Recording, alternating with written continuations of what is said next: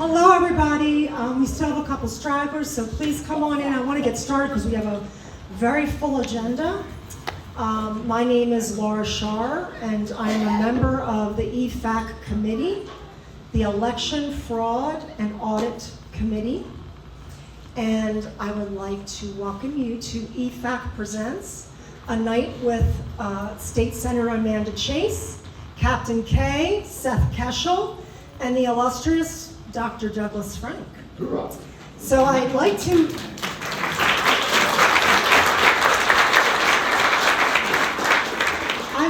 thank them for volunteering their time, their talent, and their expertise here tonight. Because they care, it just shows that they care about our state and they care about our country. And I'd also like to thank you all for being here tonight and spending 3 hours with us on a muggy night in Mount Pleasant, South Carolina. And you guys are truly passionate patriots because you're gonna sit here and listen to us talk about, I don't know, things like affidavits, notices, phantom voters, heat maps, and the good old sixth order polynomial equations. Super sexy stuff. So you guys are totally dedicated. Somebody said, we don't have a life. I have no other option. I say hoorah. Hoorah. I would like now to also acknowledge the EFAC committee members and anybody who's been involved with EFAC, the Election, Fraud and Audit Committee. If you could please stand up, because we've been working on this for many, many months. Anybody who contributed tonight, even if you attended one meeting, I'd like you to stand up. Come on, EFAC.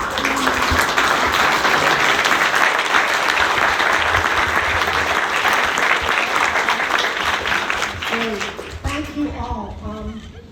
A lot of work goes into this, and okay, so if you can go to the next slide, Jeff. Sure. Thanks. Also, I want to do special thanks to Christy, not the mama, who helped register everybody and get them in today, and also to Michael, who's videotaping, and we have a couple other people who are videotaping. Someone actually came in live stream. That was a surprise to me, so thank you for coordinating that. Very sweet of you. And also to Jeff, our technology guru. He really is amazing, and he's always calm under pressure. So, Thank you. anyway. So, what is EFAC? We are the Election, Fraud and Audit Committee, and that sounds really sexy and everything, but basically we're not even a nonprofit, we're just a group of concerned citizens. We are patriots, and we want to return confidence to the election process. We're concerned about what happened in 2020, and for the last 9 months we have been digging. We have been doing FOIA requests, Freedom of Information requests. We have been looking into the architecture of the ES&S systems, the election management system. We have been working with other patriots in other states, collaborating and collecting information. We have been asking questions of the SEC. We have been coordinating with experts like you see up here on stage. And our whole objective is really to educate the South Carolina citizens, as well as educate our legislators. And I'm happy to say we have one legislator here today, but I'm sad to say there aren't more. There aren't more. And I don't know if you want to stand up. I don't want to put pressure on you, but I'm very happy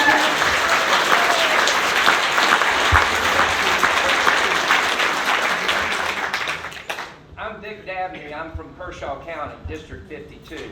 And to be honest with you, I'm only here because Leslie Thorne reached out to me last week, and she called me. She asked me if I was coming tonight, and I said I don't know anything about this. Now, I did go to a meeting in Camden 2 months ago.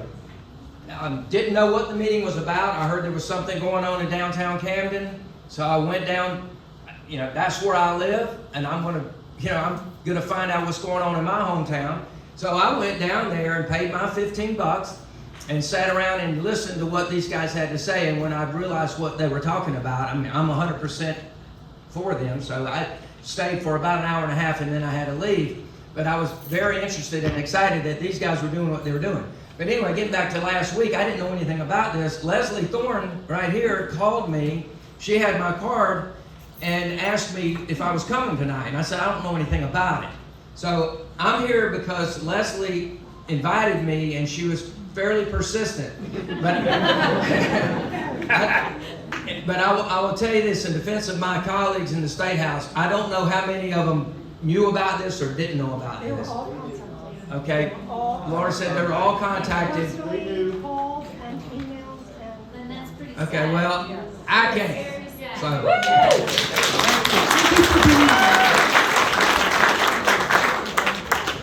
So at any rate, and the other thing I want to let you know is one of our goals is really to make sure that there's a single source for information in the state.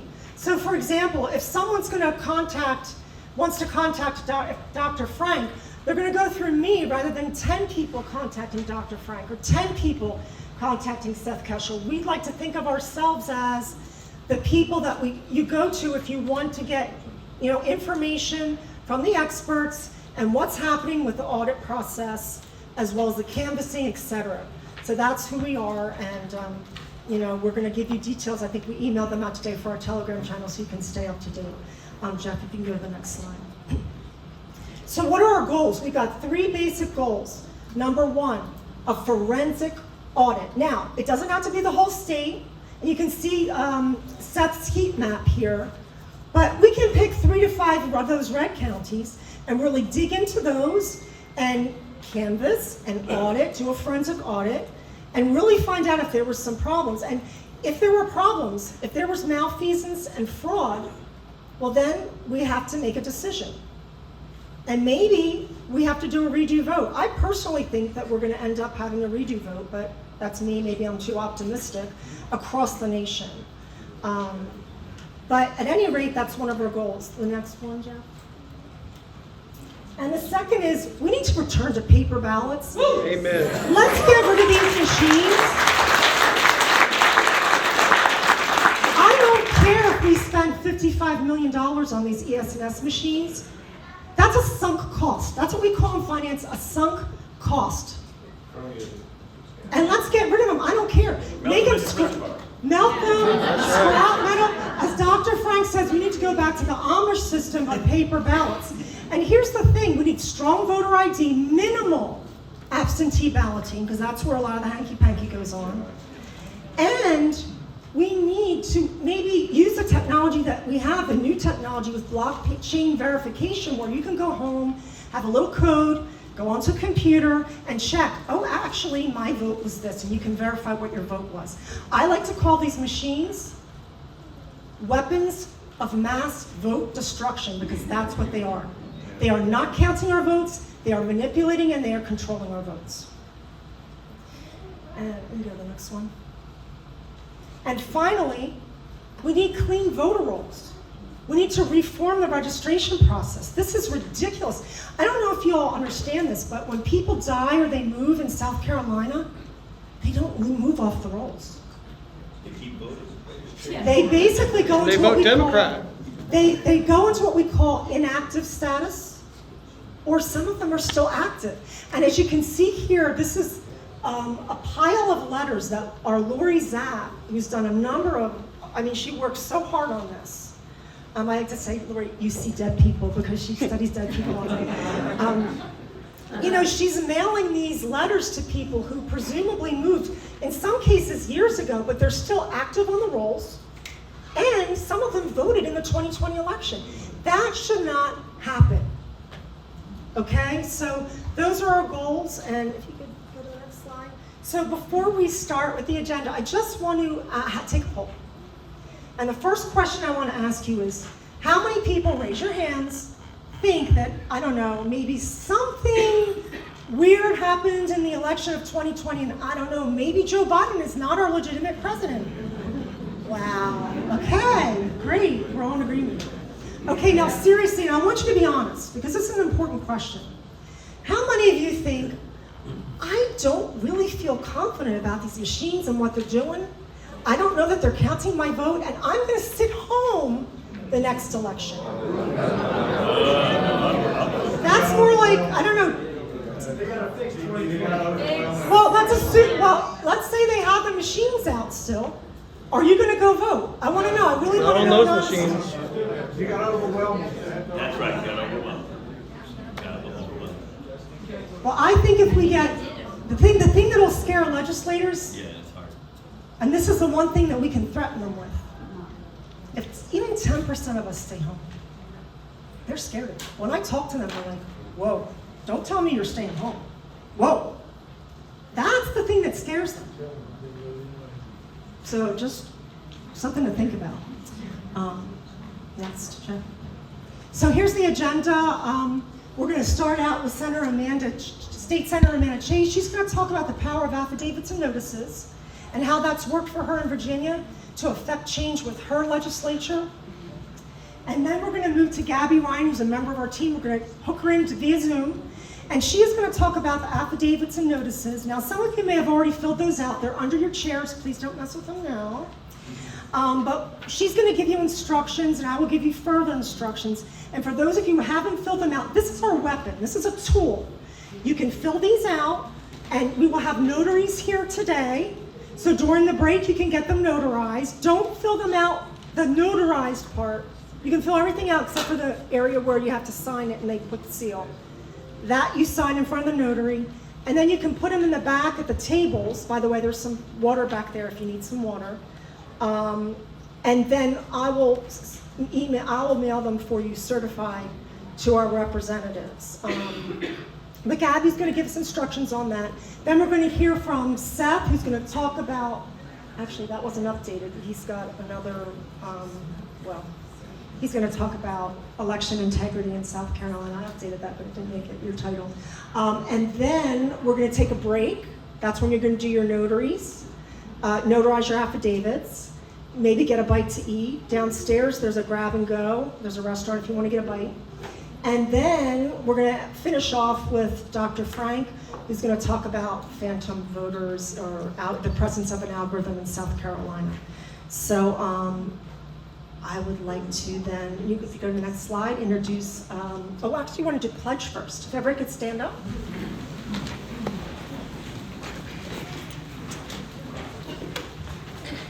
I pledge allegiance to the flag of the United States of America and to the republic for which it stands, one nation, under God, indivisible, with liberty and justice for all. Excellent. So I'd like to introduce State Senator Amanda Chase. She is a second-term firebrand Republican. She's a servant of the people, not a master. She's a fierce defender of the Constitution and doesn't back down on issues that matter most to her constituents. As a legislator, she's a reliable vote for the First and Second Amendments, personal, religious, and medical freedoms, and is pro-God, pro-business, pro-veteran, pro-law enforcement, and is spearheading a national election integrity caucus to restore confidence in our election. So give a warm Southern welcome to State Senator Amanda Chase.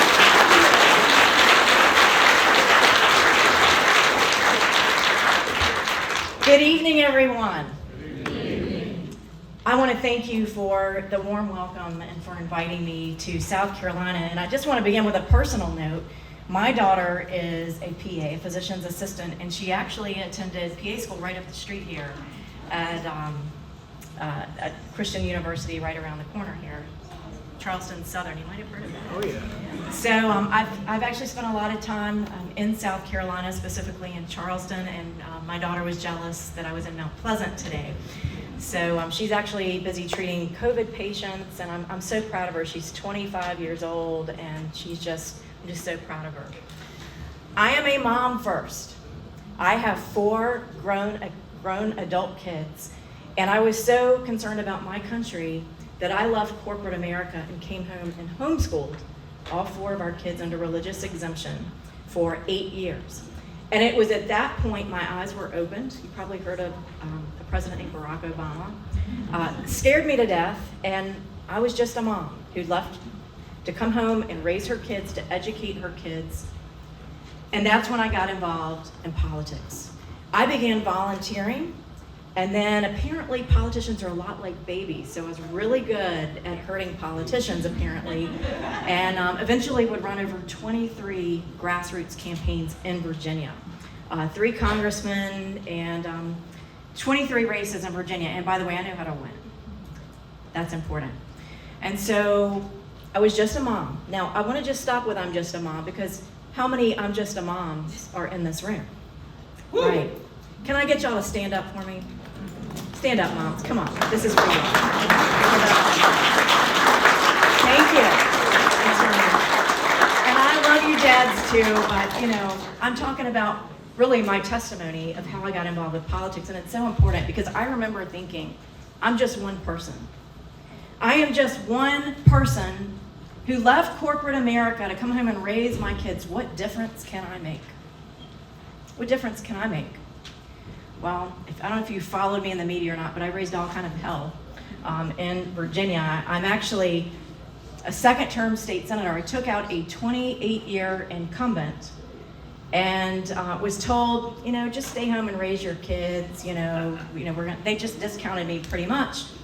But the people, God bless you for being here. This is why we're going to win again in America, because of you, all of you. So give yourself a hand for being here today and actually caring about your country enough to be here. You know, those of us who are legislators, and thank you for being here. And I look forward to joining you. And I do have a call with legislators every week who are serious and interested about election integrity and leading the cause in their state. And it's a caucus. It sounds like a illness, doesn't it? A caucus. That's what they have apparently. I learned about those when I became a state senator. But one of the things that God gives us as moms is a gut instinct. Hold on to that. I remember sitting on the front row of the Senate whenever the Democrats took over Virginia. They already had the governor's office. They took over the House. They took over the Senate. Friends, we had no Republican leadership left. We were living under a Democrat trifecta. I want you to pray for Virginia because I feel like, live under Marxist rule. It's awful, and you don't want to become Virginia. But don't you worry, we are going to make Virginia great again. I got so mad. This is what we did. After I saw Democrats, who I don't even call them Democrats, I call it the party of ass. Because that's what they are. You can use that. I'll let you use that. So fitting, because all of their policies are death and destruction. Look at what's happened in Virginia. They've destroyed our schools. They support critical race theory, teaching racism and hate to our kids. God help us. You know, as a homeschool mom, I'm so thankful I homeschooled my kids because look at what's going on. And I'm able to guide and lead parents right now who are so desperate saying, what do I do? The child abuse of forcing a kid to wear a mask 8 hours a day when you can't breathe with a mask. And I don't need 10 scientists to tell me it's not good for my health. I can't breathe with it on. Can you? I can't breathe. We need to make breathing great again, too. Right? Unbelievable. I want you to think about it. Every time you think about the party of ass, every time you think about the Democratic Party, whether we're talking about businesses, whether we're talking about education, you name it, it's death and destruction. Our governor believes abortion is and third trimester abortion is a form of health care. Do you think and he's a medical doctor, right? He should lose his medical license. Do you think I'm going to take advice on health care from a doctor who thinks abortion is a form of health care? No, absolutely not. So that's what happened as I sat there on the front row of the Senate and I watched as they attacked my Second Amendment rights. And yes, I'm a concealed carry holder. Second Amendment, actually they call me Annie Oakley in the South. Because the only way that we can defend all of our other rights and freedoms is the Second Amendment. You look at all the communist nations where they come after the guns first. Don't you dare let go of your guns, whether you choose to carry or not. You should, and I will tell you, this guy right here saved my life, Shane, my senior aide. When I was running for governor this past year, and I was the front runner, by the way, 15 months I ran for governor, and Terry McAuliffe, I don't know if you know him, he's one of the Clinton operatives or whatever. I was running against their guy. Even Terry McAuliffe was calling me the front runner in the race. And I'm not going to draw any conclusions. I'll let you draw your own conclusions. But we're leaving a gubernatorial candidate forum, driving home, and someone tries to run us off the road, hunt us down when we're trying to get away from them, and then runs the vehicle, runs up to my window, and Shane pulls out his AR-15 pistol. And they get back in the car and take off going in the opposite direction on the wrong side of the road, I might add, in the other direction. How many of you believe guns save lives? I certainly do. Let's give it up for Shane, too. Good guys with guns save lives. That's right. Good guys with guns save lives, right? That's exactly right. But why do I tell you that? What does that have to do with election integrity? What does that have to do with election integrity? Because we have to have confidence in our election system that our vote counts. Every legal vote counts. So that we know that when decisions are made by our representatives, and by the way, they work for us. It's not the other way around. And don't you let them forget that. They work for you. I work for the people back in Virginia. They'll be quick to remind you too, won't they? You work for me. You want to see my salary? I need a raise, y'all. $18,000 a year. I hope you get paid more than I do. I'm like, y'all, I pay to work at this particular moment in time. But we do this because it's a calling and because we love the people. And I want to thank you for your service. I know we've got another legislator in here as well. Voting matters. Election integrity matters. It is the foundation of our republic and the peaceful transfer of power. All the decisions, whether we're talking about gun rights, whether we're talking about mask mandates, vaccine, whatever, cards, I believe y'all believe with me on, with Governor DeSantis, that we should ban vaccine mandates, right?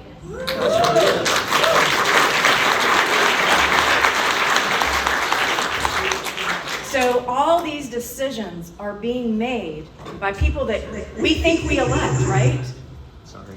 So it is so important that every vote matters, election integrity matters, because they are making decisions that affect your everyday lives. And I guarantee you that most of the people who vote this year or voted last year, I think it was really last year when they came out and supported Donald J. Trump. By the way, my nickname is Trump in Heels in Virginia. Right on. That's my nickname, actually. I wear it like a badge of honor. But after the election, friends, I knew, because I sat on the front row of the Senate and I saw the bills that the Democrats were putting forward to get rid of photo identification. They created a lack of chain of custody for our ballot, having random ballot boxes where they could just ballot harvest if they wanted to. There was no accountability. And then let's talk about the mail-in ballots. No double signature for absentee voters.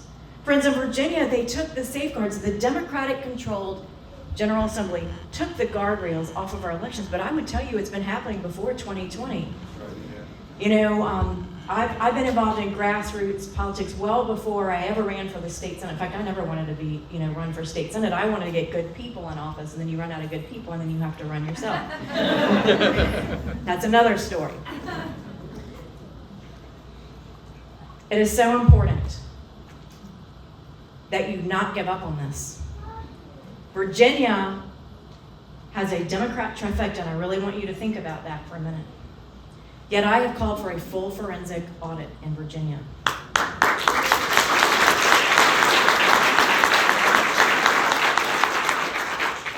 Now, you would think out of 140 legislators currently serving in the Virginia General Assembly that they would have traveled with me to Arizona to see the election audit there so we could get a good idea of what we need to do in Virginia, but they didn't.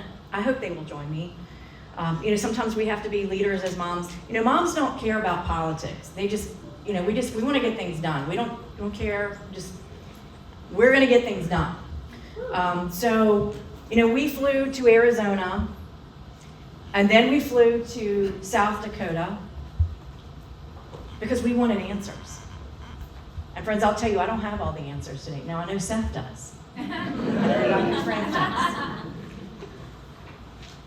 But what I will tell you this is that I want to reach your legislator. I want to reach your legislators because I know I can. And so I've got my business cards up here today. In fact, Shane, you can pass them out. It's got my cell phone number on it. You give it to your legislator and you say, Amanda Chase wants to talk to you. She is heading up, spearheading election integrity in the country. And we did this when we were in South Dakota, when Mike Lindell invited all of us to the symposium. And I was the crazy blonde that got up there, and he pulled me up there, and I'm like, yeah. That's called impromptu. But one of the things that I thought was so important is if we're going to make a difference, we have to affect the laws that govern us, so that we can. I had a bill that would ban employers from discriminating against you if your employer tries to discriminate against you if you choose not to get the vaccine.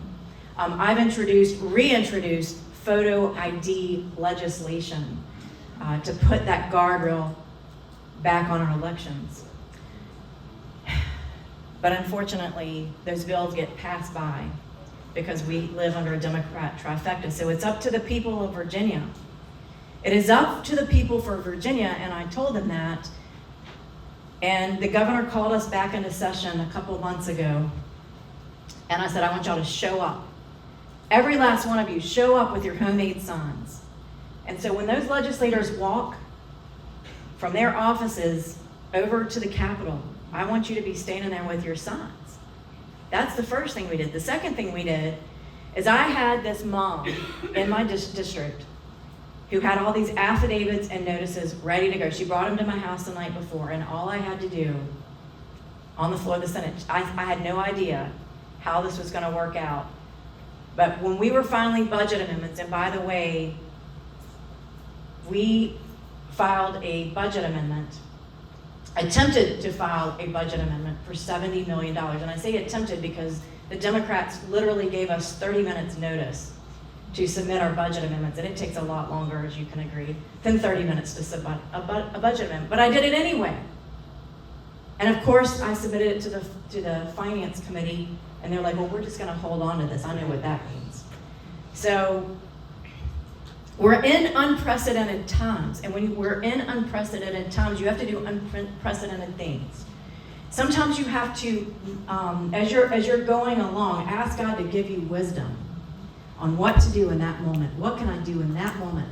I knew in my situation, the governor had called a special session to spend $4.3 billion federal, your taxpayer dollars in Virginia. And by the way, didn't allow any Republican or Democrat to have a say in it. Spent $4.3 billion with a B dollars. So when I submitted my budget amendment, I knew it was going to be rejected. I knew that it would fail. Recording in progress. But I did it anyway. I did it anyway, and that's a lesson, really, that I want to leave with you. People are going to say, oh, that's not going to work. Do it anyway. Do it anyway. So I'm on the floor of the Senate. They're going through the budget amendments on the floor of the Senate. We're in session. It's all being recorded. And I hit my button. I said, Mr. President, I would like to speak on the budget amendment, the $70 million budget amendment that you didn't present, that you left out of the budget.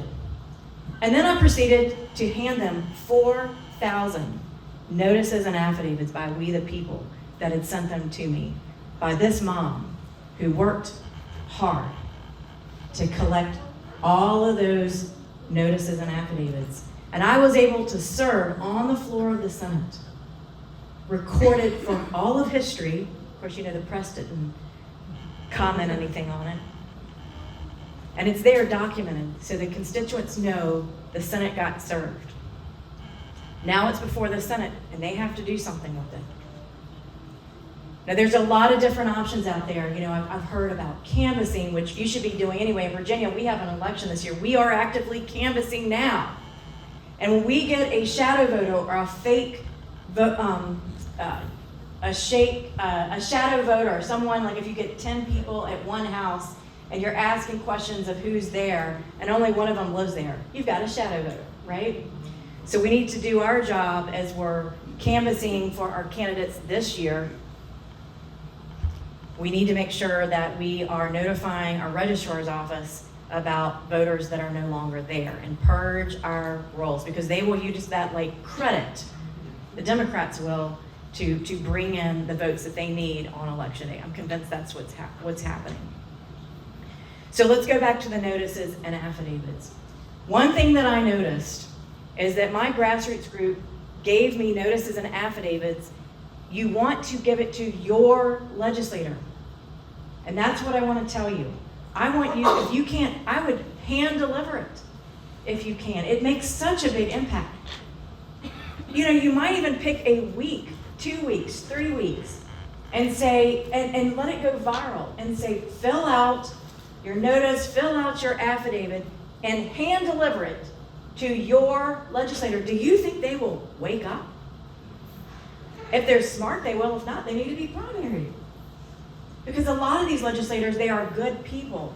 I can speak as a legislator who is so busy, who has, you know, it's a lot. I mean, everything is a crisis. Everything needs to be done right then. So go respectfully, go kindly, with the understanding that these are good people. I mean, they got elected there for a reason. There are also some rhinos.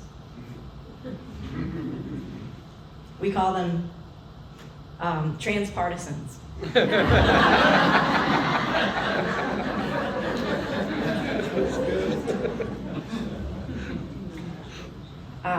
Yeah. So what? So that's what I would ask you to do. It's not enough just to mail it. It got my attention when I had constituents mailing in these notices and affidavits. They handed me a stack of 4,000, and the clerk looked at me and goes, whose mailboxes do I put these in? So make sure that you put your legislator on there. That's just a technical detail on that. Make the phone calls. Visit your legislator. Do the canvassing, do the door-to-door. Do it all. And I'm just going to make a little comment here, because one thing that I have learned since I've been in the Senate, there's a lot of competition between people who are the experts in election integrity. We've got to all work together for one cause. And we may have to hit this from many different methods and many different directions. I know in the state of Virginia, I have an election integrity call that I did twice a week for months. And Keith was on that phone call. Thank you for inviting me. Yeah, we'll talk about that in a minute. They're awful. So we'll get to that in just a minute. I know somebody's talking about that. And in Virginia, they use the Dominion voting machines as well. Yeah. So here's what I would tell you. There are a lot of different opportunities and ways that they can cheat. What you have to do, ideally, is to get the state Senate to follow the example, if you can, about what Arizona did. And on my legislator call, we're going to have, on our next phone call, we're going to have the Arizona delegation. How many of you heard of Senator Borelli and Senator Wendy Rogers, who was just in Virginia with me doing a big rally? We had over 1,000 people at my home church last Sunday actually, and we had a great turnout. And then of course I have to mention Representative Mark Fincham. We are actually all going in October to do a mapping session to map out the next ballot that will have a QRC code on it, so that you can actually track your vote. And our hope is to restore election integrity and confidence We're gonna start with Arizona, and then we're gonna work our way out. Right now, Arizona is the only state in the country that has actually started this audit, and they're about to finish it, and we keep hearing every day they're gonna release the report. Now Doug Logan, is CEO of Cyber Ninjas, has COVID, and so it's a little bit more of a delay. But I will tell you from being there, that I know that they were short at least 200,000 ballots missing. Now, how does that happen? Well, we learned that all you have to do is take a stack of real ballots and just run them through again and re-image them. It makes total sense why you would be short the ballots, because they're not there. And that's what a forensic audit allows you to do instead of a risk limiting audit. You don't want a risk limiting audit. That's short for bogus audit. A risk limiting audit in Virginia meant one ballot out of 50,000 ballots being picked to see if there was fraud. Hello, that's not acceptable. You need a full forensic audit where they're looking at the paper, they're looking to see if a Sharpie was used, if they were having adjudication, which basically is a fancy way of meaning in some of the Democratic precincts, they wanted your ballot to be rejected so that they could interpret what you, the voter, wanted to do. They really like that adjudication thing. And by having a forensic audit, you are able to look at that. Now, let me just say this real quick. I can tell you tons of stories of people in my district who have said, I went to cast my vote and someone already cast it for me. I went to vote for my congressional candidate and they weren't on the ballot. I heard all kinds of crazy stories about election day. I had election officials calling me from Spotsylvania County, which is one of the counties that we've identified in Virginia as a problem county. Election officials, I was just in Spotsylvania this past week, and there's a whole bunch of election officials who said, yes, we tried to go to the State Board of Elections and they shut us down, like they wouldn't even hear from us. So you know what I'm gonna do? I'm gonna have my own Senate hearings in every county in these targeted areas in the map. I'm gonna do it myself. If I'm the only legislator, the only senator, I'll just call it the senator hearing. You know, I'm gonna have people to step up. We'll have the media there. I've got this all kind of figured out in my head. We're gonna give people notice and let them bring forth their stories and everything. I think it's being suppressed and people are not hearing all the stories, and we have to, we've got to. Now in Virginia, you know, the thing I hear now is, it's gonna be too late this year, Amanda. Last I checked in Virginia, we have an election every year in Virginia, so I don't care. I'm gonna keep working toward getting a full forensic audit. I'm gonna continue to canvass and encourage people to canvass. I'm gonna continue to encourage people to reach out to their legislator, get in front of them, talk to them, present some of these videos and stuff that Seth was on one of our phone calls, and so was Dr. Frank. And they broke out Virginia. And for a legislator, by the way, with legislators, you get about 15 minutes, if you're lucky. So you gotta make it quick and very pretty with pictures. They like the pictures. Isn't it true? It's true, because we're just being honest, y'all. We see a lot of data and a lot of information. So the quicker, more condensed, more concise you can present to your legislator, the better off you're gonna be. Now, I just want you to note that I am ending exactly when I'm supposed to be. I am not a typical politician. But I am a mom first, and I can prove I can get things done. But I'm gonna open up for a couple of questions, starting with this gentleman right here. Hi, I was wondering having certain triggers in place that would trigger a risk audit. If there's any question that because the election is actually. Okay, let me make sure I understand what you're saying. So what you're saying on election. As hard as we do right now, just to get a forensic, I want that. Triggers. That says, okay, this happened, we need a forensic audit here. Right. Yes, absolutely. Let me just speak to that real quickly. The best legislation that I put forward, and I've passed many bills, I got them signed into law even with the Democratic governor, okay? And the best legislation I get is from we the people. It's honest to God truth. And I think that's a great idea. Write out your idea, put it in a one page. I'm telling you, we get like inundated. One pager, quick summary of what you think the bill should look like. Look at other states. Look at what other states are doing. I've actually looked at what other states are doing and copied some of the similar language.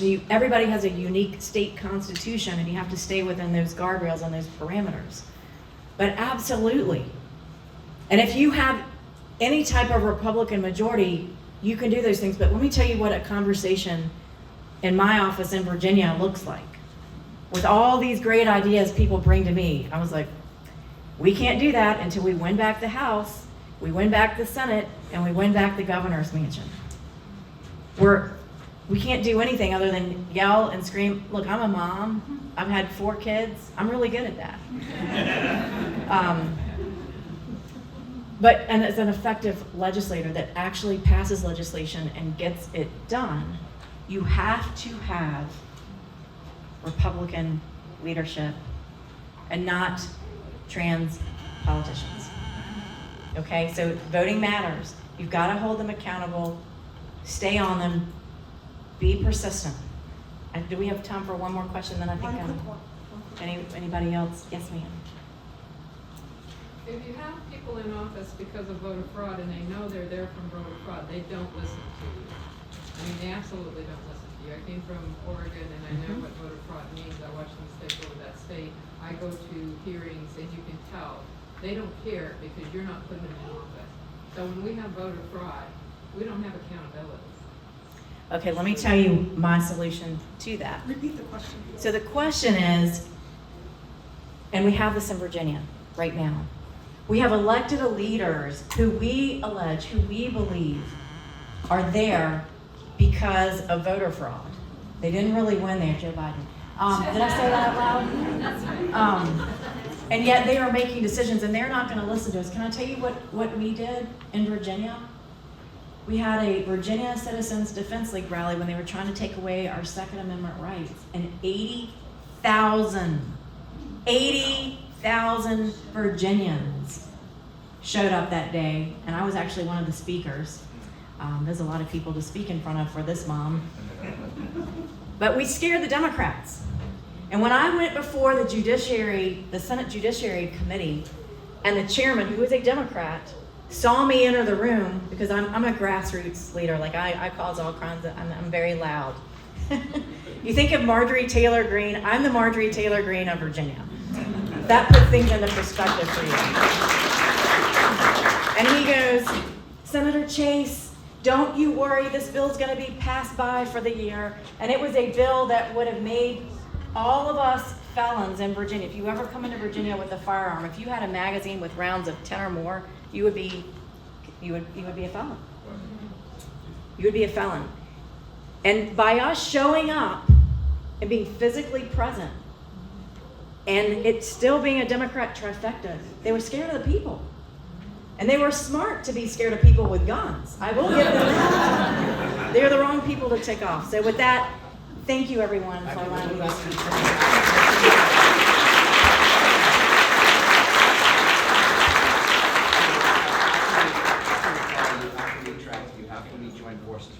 Okay, the question is, how can we join the force be with you? Facebook has deplatformed me permanently, so don't look for me on Facebook. I have been censured in the Senate because I went to the January 6th rally. They censored me there, so it's really hard to find me. But here's what I would ask you to do. Go to my Senate page. It's chase4senate.com. And if you want to make a donation so that I can stay in the fight, I'm just a mom, we're not rich, to pay for gas and that type of thing as I travel across the country, it's greatly appreciated. It's chase4senate.com. So, Thank you so much. thank you. Thank you. God bless you. Thank you so much, Senator Chase. This was a great story about the power of affidavits and notices and how we the people, we have the power. There's more of us than there are of them. And so we're gonna talk a little about the affidavit notice process with our colleague Gabby Ryan, who is gonna be on shortly on Zoom. And she's gonna instruct you, you can take out your notices, they're underneath your chairs. Now there's a letter of instruction, then there's gonna be an affidavit, a notice, an affidavit, a notice. There's 2 notices, there's 2 affidavits. And that's because you're sending them to 2 different people, the Speaker of the House and then the Senate Pro Tem. And so, and actually I will be signing them for you if you want. You can also hand deliver them if you'd like, or you could even, if you want, we can email you another one and you can hand deliver it to your own representative. I'm probably gonna email all of them and let them know that you guys personally sent these, and we'll send them to the, after you're done, you're gonna get them notarized and we're gonna put them back there, and I'll send them out bulk, certified, to the Speaker of the House and the Senate Pro Tem. So, do we have Gabby available? Oh yeah, so you're not gonna see Gabby, but she's gonna talk. So Jeff, do I need to give you the microphone? No.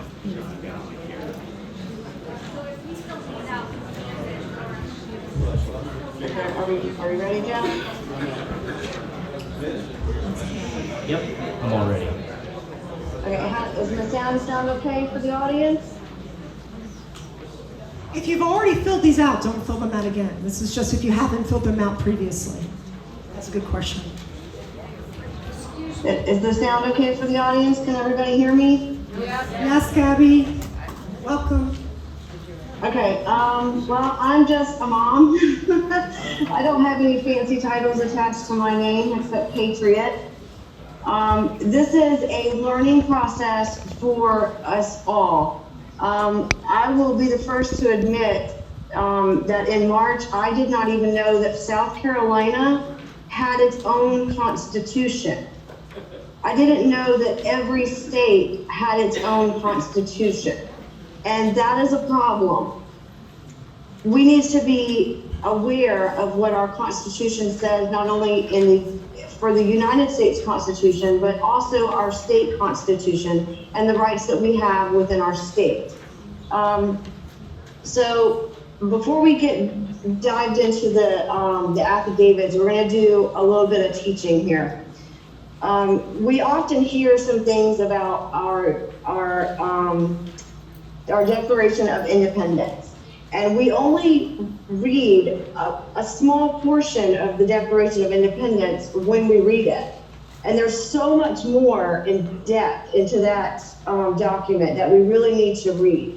So I came across some quotes that I want to read to you. The sacred rights of mankind are not to be rummaged for among old parchments or musty records.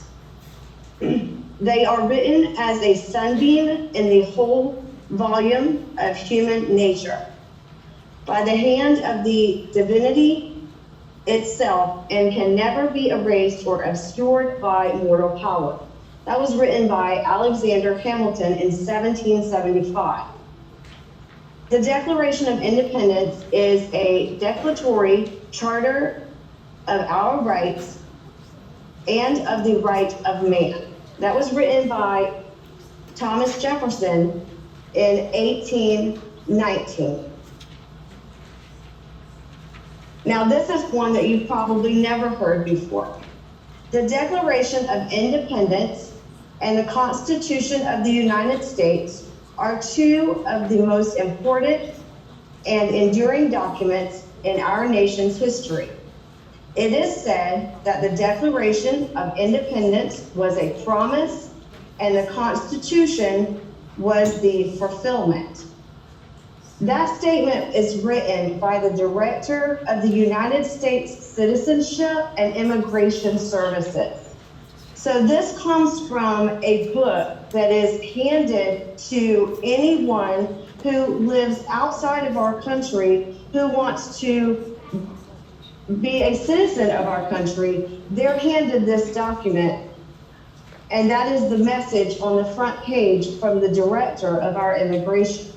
The final paragraph of that says, "Make no mistake, while we have been presented with a timeless framework for self-government, but In order to preserve this wonderful gift, we must hold these principles close to our heart.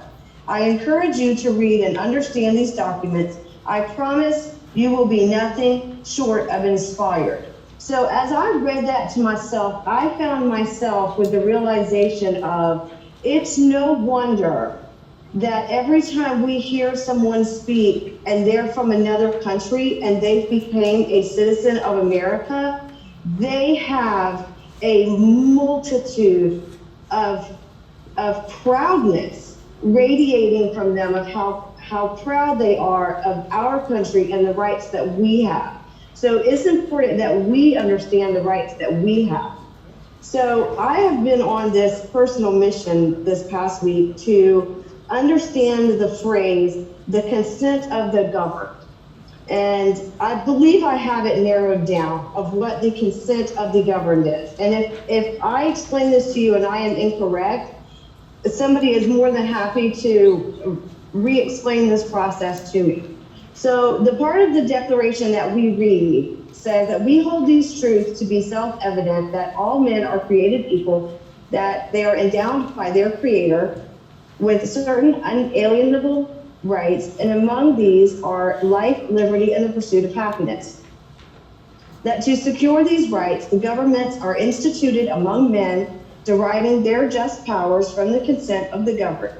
That whenever any form of government becomes destructive of these ends, it is the right of the people to alter or to abolish and to institute new government, laying the foundation for such principles and organizing its power in such form. As to them shall seem most likely to affect their safety and happiness. Prudence indeed will dictate that governments long established should not be changed for the life of transient causes. And accordingly, all experience hath shown that mankind are more disposed to suffer, while evils are sufferable, than to right them themselves by abolishing those forms in which they are accustomed.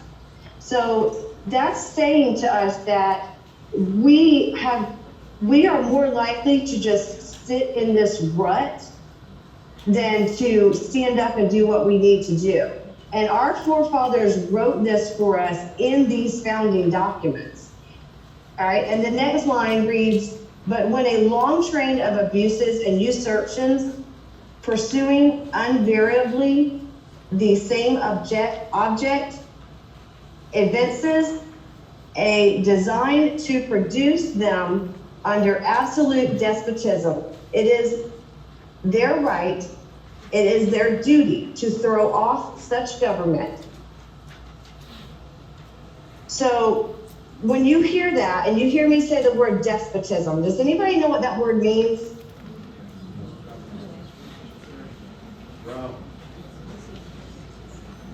Okay, the word despotism means tyranny. That is what is happening to us right now in our country. The word evidences means to manifest or prove. So these things are manifesting to us right now. So as I read this, I looked at every single word that I didn't know what that word meant. And you have to find out what these words mean, because words have meaning and they're powerful. So when we go back up to the part that we always hear about the consent of the governed, it says that the governments are instituted among men.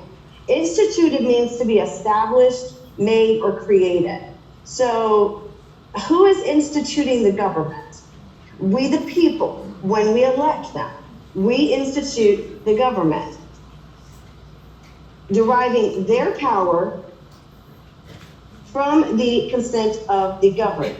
We have the power, and the consent of the governed is the legislators. They consented to be governed when they raised their hand and swore to uphold our Constitution. The Constitution says we the people, not we the legislator, not we the senator, not we the governor, not we the people.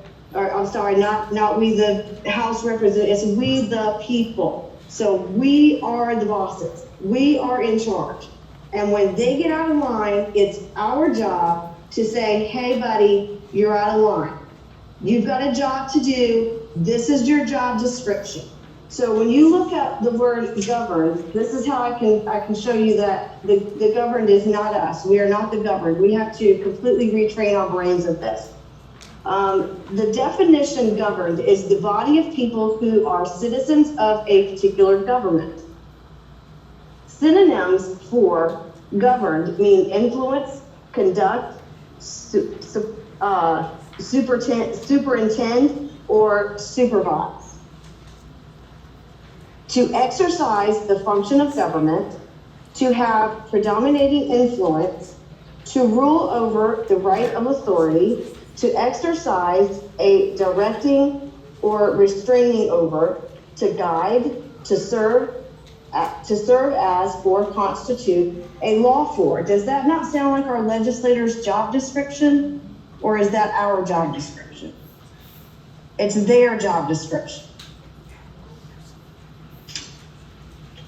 So when you look up the rights that we have, it's very fun to go to the Bill of Rights in every state. Go to Ballotpedia and just look at all of the Bills of Rights. And you will see in every Bill of Rights, it said the people have the power. In our U.S. Constitution, Article 4, Section 2, Paragraph 1, it says that all citizens of each state shall be entitled to all privileges and immunities of citizens in the several states. So that means if I'm in South Carolina, I have the same rights that citizens have in Florida and in Georgia, in Arizona. Every single state, you have those rights. You are protected under those Bills of Rights in every single state under the United States Constitution. All right, so we're going to look at our notices and affidavits. The notices and affidavits, they're both exactly the same. The only difference is the notary part on it. So just try to read through it with me. Don't try to fill it out while we're talking about it. Just look at what it says on the pages. So you'll see from, and that is where you will put your name and address. Don't worry that if it has an extra line, that's just in case some people write larger and you needed more room. It says without the U.S. because we are coming as one of the people of South Carolina under the South Carolina Constitution. You will fill out your name as one of the people seen in Article 1, Section 1 of South Carolina Constitution. Sui juris in this court of record. Sui juris just means that you are doing this of your own free will and you have your right frame of mind about you. I am serving you with due notice so that you may provide due care and heed this demand for a secure and free and fair election. Securing the right and truly elected representatives is of the highest priority. Please take note that all government officials are simply servants and trustees of the people. The government is and always right now, not has the been affidavit. based So on the it's will of the second, people, not the form. public officers to handle the people's business at their own will. So we are instructing them that we have the power, we recognize that we have the power. We're then reminding them of the oath that they swore when they took office. And if you look in where it's cited for our South Carolina Constitution, this is my favorite part to say. I've memorized this part of our Constitution. All political power is vested in and derived from the people only. It doesn't say some of the power. It doesn't say half of the power. It doesn't say you only have power to tell us what to do on Tuesdays. It says all the power is vested in the people from us only. Therefore, we have the right to modify our form of government. Our form of government is out of line and we are letting them know. So if you go over to the Okay, the second page is just citing that we have the right to peacefully assemble and petition our government. So we have the right to tell them, you have a job, this is it, and you need to do it. And we're addressing our grievances.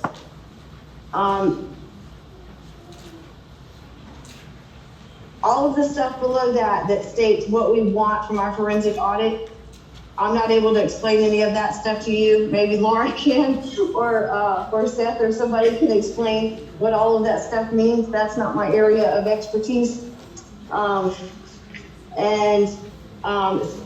The third page, section 2, that no power, civil or military, shall at any time interfere with the free exercise of the right of suffrage in this state. And I don't know how many of you in there know the definition of suffrage, but I didn't. I'm assuming maybe some of our legislators may not either, so we included that in there. Our suffrage is our vote. So they don't have the right to interfere with any of that. That is our vote, that is our voice. And if they are not protecting our vote by making sure that we have appropriate systems in place, then they are violating the oath of office that they swore to protect our Constitution. So then you will sign and date on the notice, and then on the affidavit part, you will put in your name, but don't sign that till you're in your station over there with the notary. So the process of sending these is, first we send the notice. We say 2 weeks roughly as a timeline, but we kind of just will wait till we get the green slips back, because we'll send those certified mail. And then those would be followed by the affidavit. So you are signing the notice and affidavit together today, and you will leave those with Laura. Now, if you want to send a third one, like Senator Chase had mentioned, you can send a third one. Make sure that your email is given to not the mama at Proton Mail. Or if they did a roster, make sure that your email address is on that roster, because that is how the follow-ups will happen for the second affidavit and the notice of default, should we have to take it that far. If we take it that far, then we end up going to a grand jury. We show that our legislators have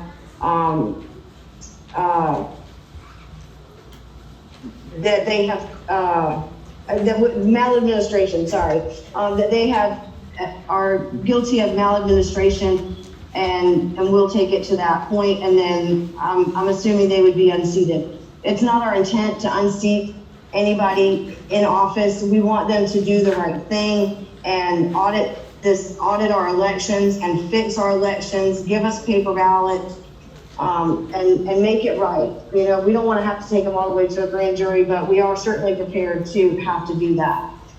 So if you want to send one on your own, then you would just get a blank copy and send that one with you. We want the ones that you guys have at this event to be given to Laura, because they will be sent in certified mail in one stack. Now, it does make it would make a difference if you send one on your own, or if you hand deliver it to your legislator, because then they know that you're handing it to them. But it also makes an impact if we drop 50 of them on their desk that they had to sign for through certified mail. And then we can track it if we send it through certified mail. If you hold an event for your community or for your church, the purpose of you doing it here is for you to learn the process, understand the process, and teach someone out in your area to do it. If you want to Zoom me in to where I can kind of explain to them the process, I would be happy to Zoom in. Great. With Okay. any small group that you have. If you want to host a play date, host a wine tasting party, do something at your church, and get people in your community together to sign the notices and the affidavits, and do an event similar to what they're doing here. Even if you don't do it where you're showing all the presentation stuff, you're just showing them the notices and affidavits because they've they've heard of them and they want to be able to be a part and to send one as well. Okay, Gabby, thank you so much for your time. I know you're on vacation, so we'll let you go. If people have more questions, you can get to me. You can fill those out.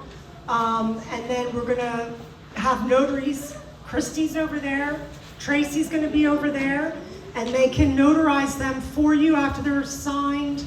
You have to sign in front of them, just the affidavit. The notices you can sign on your own. Now you can do that during the break, because next we're gonna have Seth Keshel coming up. And let me introduce Seth. You ready, Seth?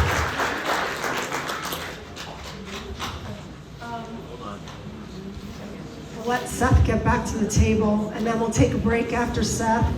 And then you can get your stuff notarized, but in the meantime, you can start filling it out. But don't fill out the part that's going to be notarized. You have to do that before the notary. The notices are easy. You fill them out. The affidavits, it's the same documents. You just do the same for each. And then you're going to put them in the back there, and I'll mail them out. Okay, so next up is Seth Keshel. Now, I've gotten to know Seth a lot over the last few months. He is funny. He is smart. He is an MBA. He's a former Army captain of military intelligence and an Afghanistan veteran. I'm sure you're disgusted about what's going on over there. I know I've been following your Telegram feed. He's known for working with General Michael Flynn as an analyst and a key affiant in numerous 2020 election challenges. Seth is active in many conservative grassroots efforts in Texas, and he lives with his family near Fort Worth. I consider him a fellow friend in the fight for freedom. Ladies and gentlemen, without further ado, Seth Keshel.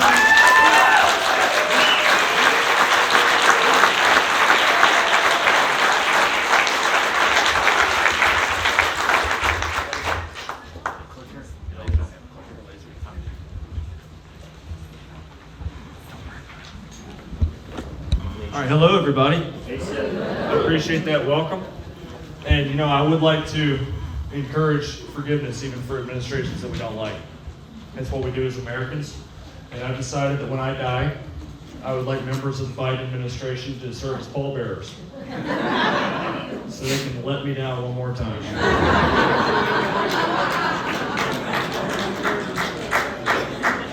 So some of you may know that I am a Southerner. I grew up in Mississippi, even though I live a little bit west of there now in Texas. It's always good to be back in SEC country. As Texas A&M doesn't really feel like SEC country just yet. But I'm an Ole Miss Rebel. And any South Carolina Gamecocks in here? No. Any Clemson Tigers in here? Well, I guess I'll get off the SEC stuff, but I saw over in Clemson today. We got nice temperate weather out here. I heard it was very hot over there. It was so hot on campus there was a massive power outage. And I heard that 30 students were stuck on the escalator.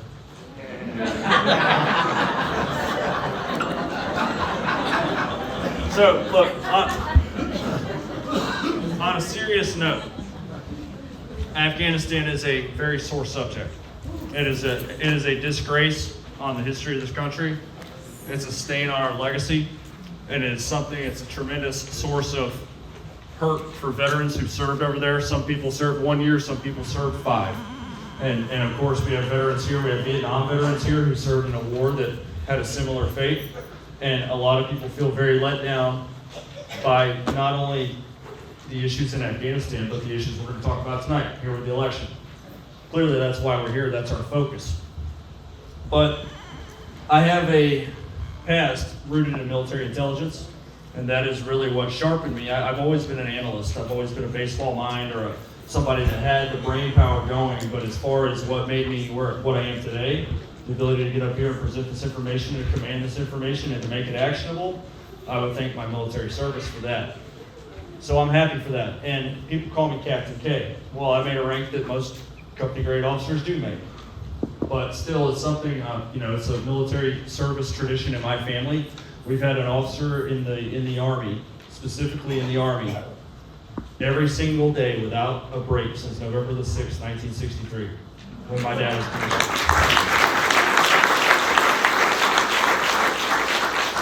And I made the rank of captain on July 1st, 2011. And there was a friend of mine on Fort Hood who pinned the rank on me, and we had served the previous year together in Afghanistan. We became friends. And he was a pilot. He was an Apache pilot. I was the intelligence officer and assistant intelligence officer of this aviation task force. My job was to make sure he didn't get shot down and also provide him with fresh targets. And boy, did we wipe out some Taliban. But that friend has stuck in my life and been a brother to me, an encourager in faith, and somebody who served a very memorable career in the military. And Captain Major Ryan Sasser is over here to my right. Would you please stand up?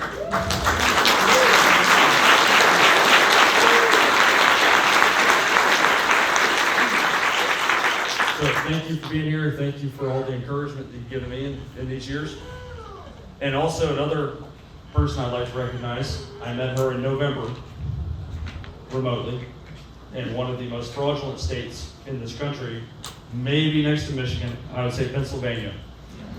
And we have a lady in attendance who I'm going to ask to stand up in just a minute after I tell you about her. I call her America's Pharmacist. And she was just recently recognized by President Donald Trump.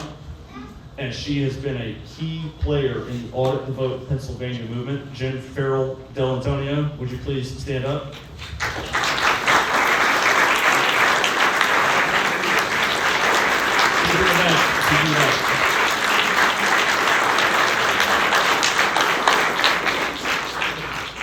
And there are countless other people involved in the fight, heroes that are here. We can't acknowledge everybody by name, but you all know who you are. So I'm a 30,000-foot analyst. I fly up at the high level and I see all the national trends and the county trends, but without the local boots on the ground, this is going absolutely nowhere. So all these efforts you see, all the locals, all the state level people and all the county level people, all the state reps, thank you. All of you are instrumental in overturning the single most disgusting act, in my opinion, domestically in the history of this country. Yes, sir. Who voted for Donald Trump in this room? Every single one of you is disenfranchised in your own state. And I'm going to show you those numbers. Maybe.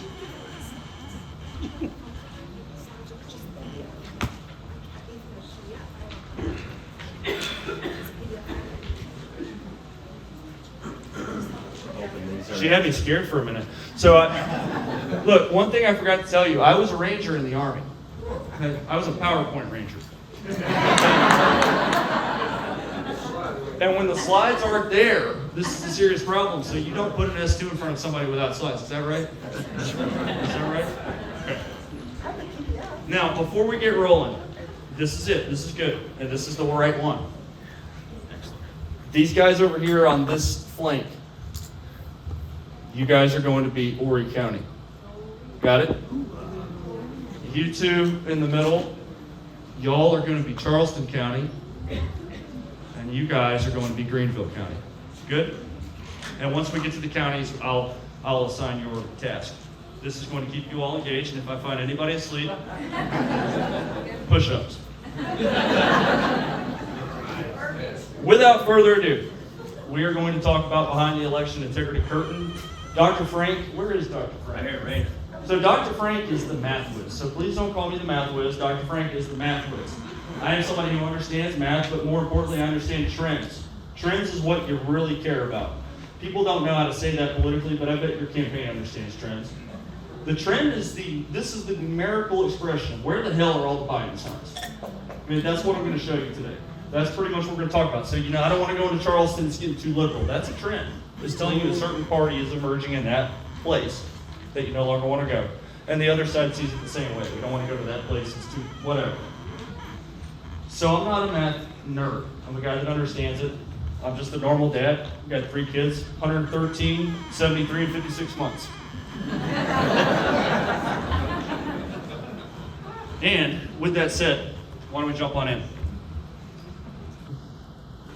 Some of you may have seen this, but a few weeks ago, General Flynn and I came out with an article in the Western Journal. Anybody read it? 10 irrefutable points of the 2020 election. It's an important thing. So we already went over this, thanks to Laura. Everybody here believes the Electoral College was compromised and the national election was rigged, correct? Yes.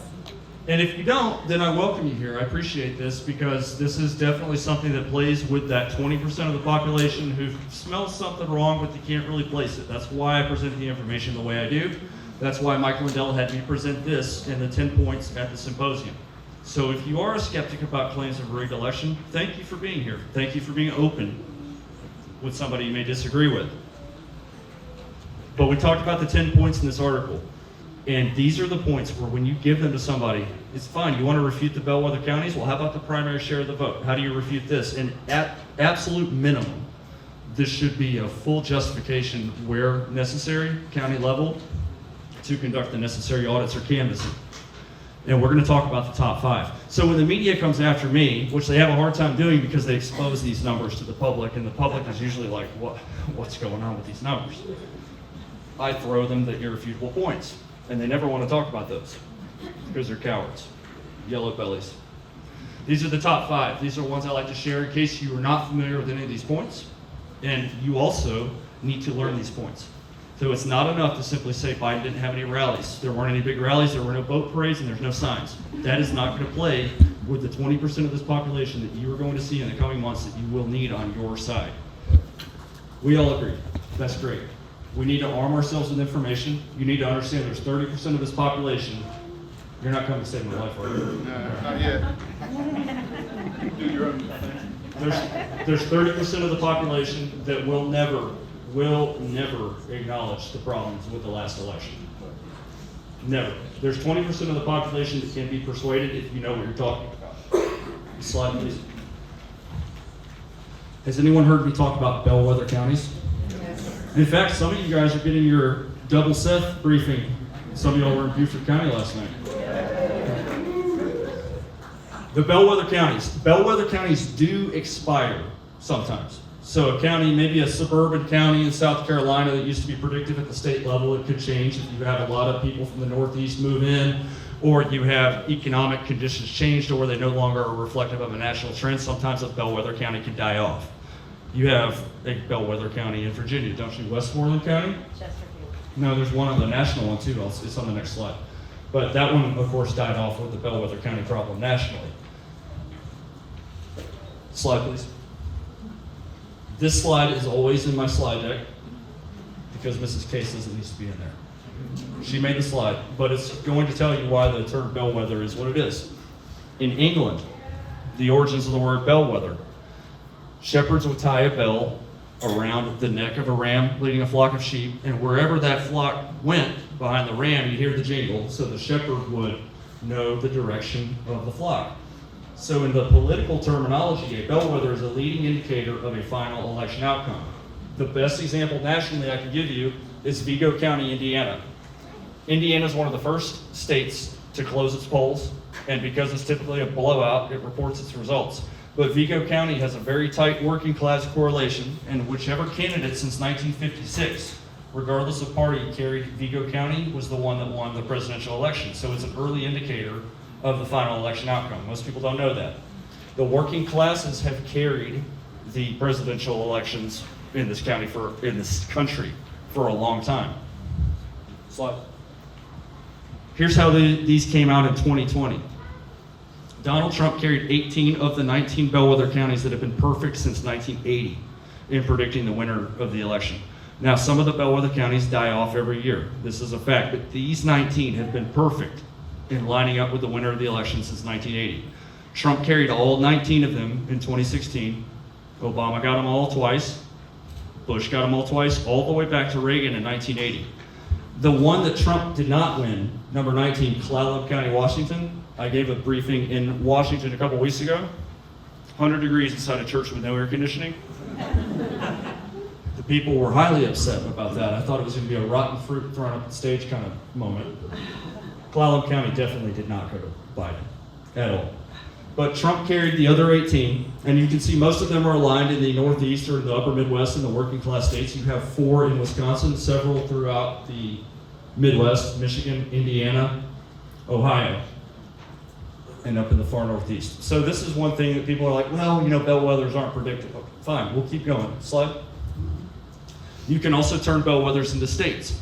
Does anyone know why the founders envisioned an electoral college system? you're not allowed to answer.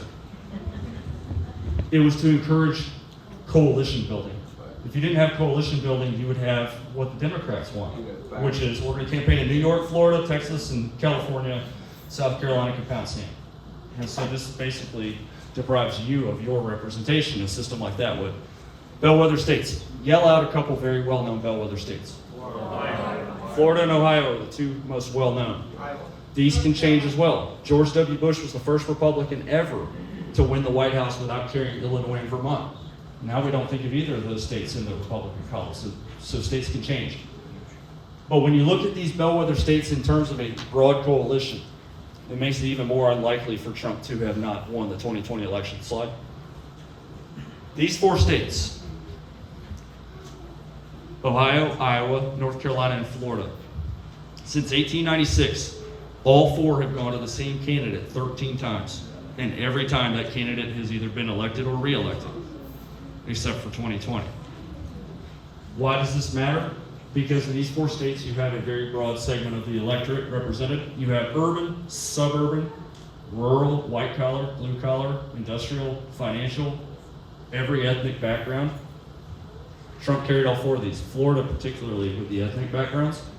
Trump was a very strong candidate to carry all 4 of these states, not what the media portrayed him as. It's only appealing to country Southerners. This is not an accurate representation. Okay, fine. Bellwethers aren't predicted, you say. Well, how about the next slide? Primaries. Who voted in the primary last year? What was going on in March and April of 2020 that kept everybody inside? So there was a brand new virus, and also, was Donald Trump ever in jeopardy of not winning the Republican primary? No. So people went out of their house just for the sake of casting a primary vote for Trump, just as a middle finger to the political system. Yes. Fact. Okay, so they went out in record numbers and voted for Trump in the primaries with no legitimate contender for the nomination. Bill Weld was not legitimate contender for the nomination. This is your answer. There are 2 things the media says that justify Biden's vote total, which we're going to talk about 3 specific counties in this state. They are COVID being one, which, seriously, COVID being an excuse for this, and then of course high turnout. They say high turnout. This is your biggest indicator of turnout that there is. You heard the term, the enthusiasm gap. That's what the primary vote is alluding to. So people like Richard Barris, if you trust polls at all, you need to look at a guy named Richard Barris, the People's Pundit. He's very fair, and he's also very conservative in his estimates, which is where I learned to be conservative in mine. I want to come across as credible. I'm not going to run around here and say that Trump carried California just because, if my numbers don't suggest it. Slide, please. They've been around since 1912. I don't think any of you were alive in 1912, right? Okay. If y'all are sleeping, it'll be push-up time. These are the 4 presidents, sitting presidents, who made it through a primary and did not win the following election. I would say weren't re-elected, but Ford was never elected, so that kind of spoils that line. But these 4 presidents made it through a primary but lost the ensuing election.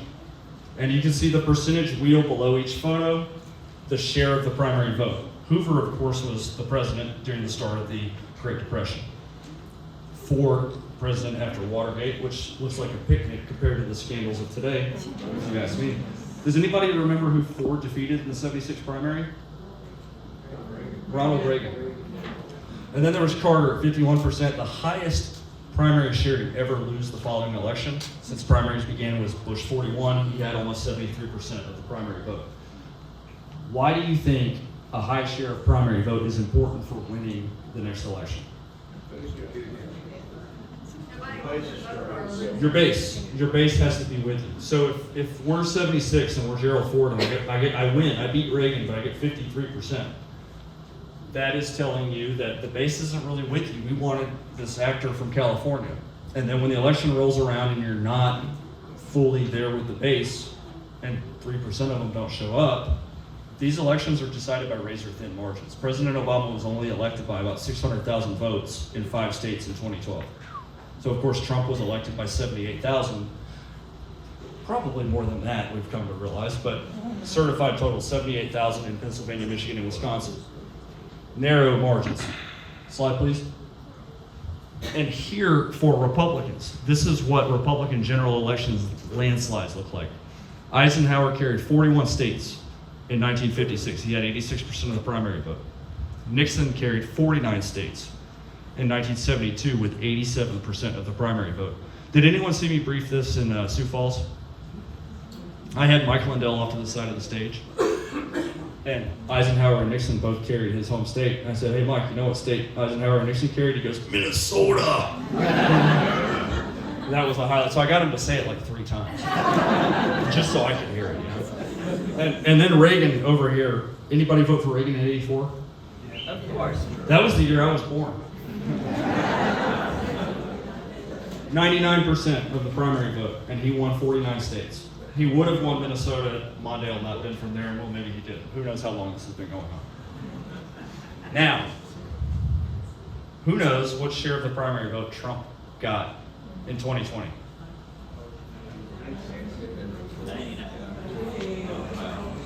So is that a weak incumbent or what? This is your COVID incumbent with a 94% share of the primary vote. Not popular with the Republican base. And by the way, speaking of the Republican base, are there any suburban women in here? You guys hate Trump, don't you? All that security and border stuff and an end to human trafficking and decent economy for your family to have a good living with, you hate it. It's despicable. Tweets are so mean. Now, before we move to the next one, we talked about one side, we need to talk about the other one. So we have high turnout, certainly, for this candidate. This is showing us that the base is with this candidate, and you can expect a high turnout, especially since even the media volunteered that Trump was going to pick up bigly minority working class. So that was all of the Hispanic working class. You can look in states like Texas with the popular vote totals, Arizona, you can look in Florida, but you can even look in the upper Midwest. There's not a big Latino population in the Rust Belt, but Trump was picking up 30+% of black men in the Rust Belt. That is a big deal, really big deal. So if these are people that always vote Democrat, and they're coming off of this column, and the suburban numbers suggest that Trump's carrying suburban women and the typical Republicans, well, who's backfilling the other column? I think we might know. Dr. Frank might tell us in a little bit. Joe Biden, where was he in the primaries? Basement. He was at the bottom of the pile in Iowa. His candidacy was almost dead on arrival in Iowa. And then in New Hampshire, it was the same story. He was near the bottom of the stack. And then in Nevada, Nevada is extra important for them because it's a gauge on how well the candidate will do with the minority working class. In that case, it's the Latino working class. They need that to be able to hold down New Mexico, to hold down Nevada, hold Colorado, compete in Arizona, potentially compete in Texas, and to blow out states like California. They need it. And Biden was absolutely at the bottom of the pack in Nevada. And then Jim Clyburn said, we're going to endorse you. And here comes the win in South Carolina, and then Super Tuesday, everyone else was forced to drop out, so you had this. Did his running mate even make it to the Iowa caucus?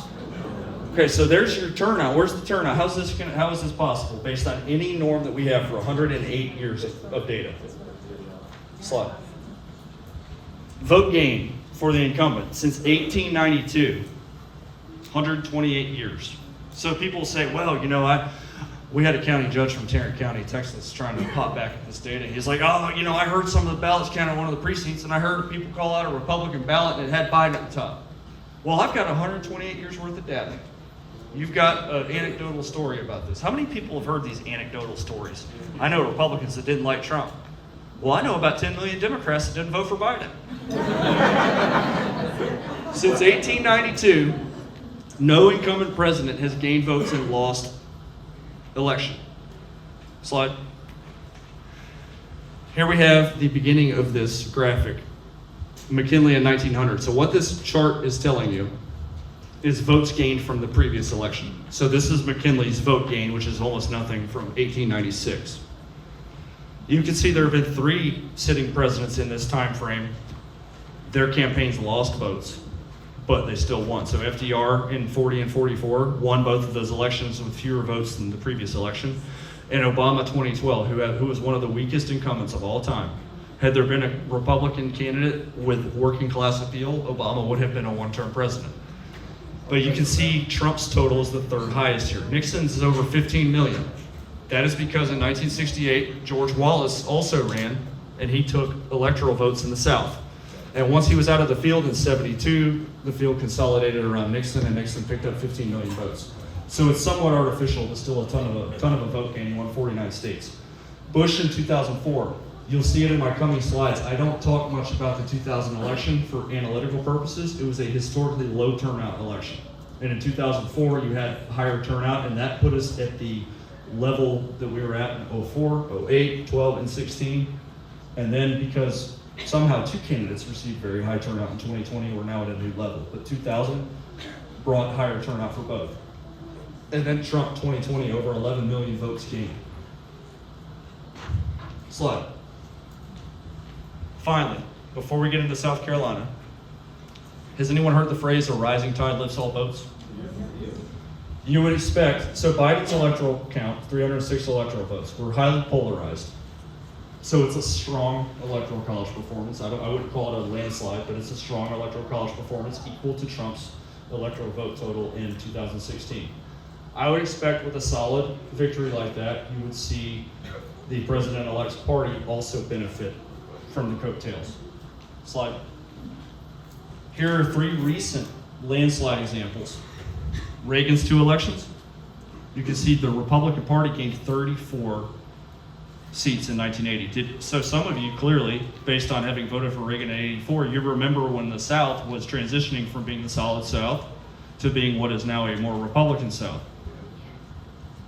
That was a big deal because the Republicans did not have a House majority from 54 to 94, or 40 years in the wilderness, and this was a huge gain in 1980. Political science did its thing in 1982. The Democrats pulled back some of the seats in the midterms, but then Reagan was reelected with 49 states in his column, and the Republicans got back 16 House seats. And for the sake of fairness, I have Mr. Obama there on the right. You see he has a 7-point popular vote win. He won a couple solid red states, and he flipped your state that hasn't flipped back. And the Democrats gained 21 seats. So I would assume that Biden's victory would bring a pretty good yield for the Democrats in the House, right? How many seats do we think the Democrats gained with Biden's election?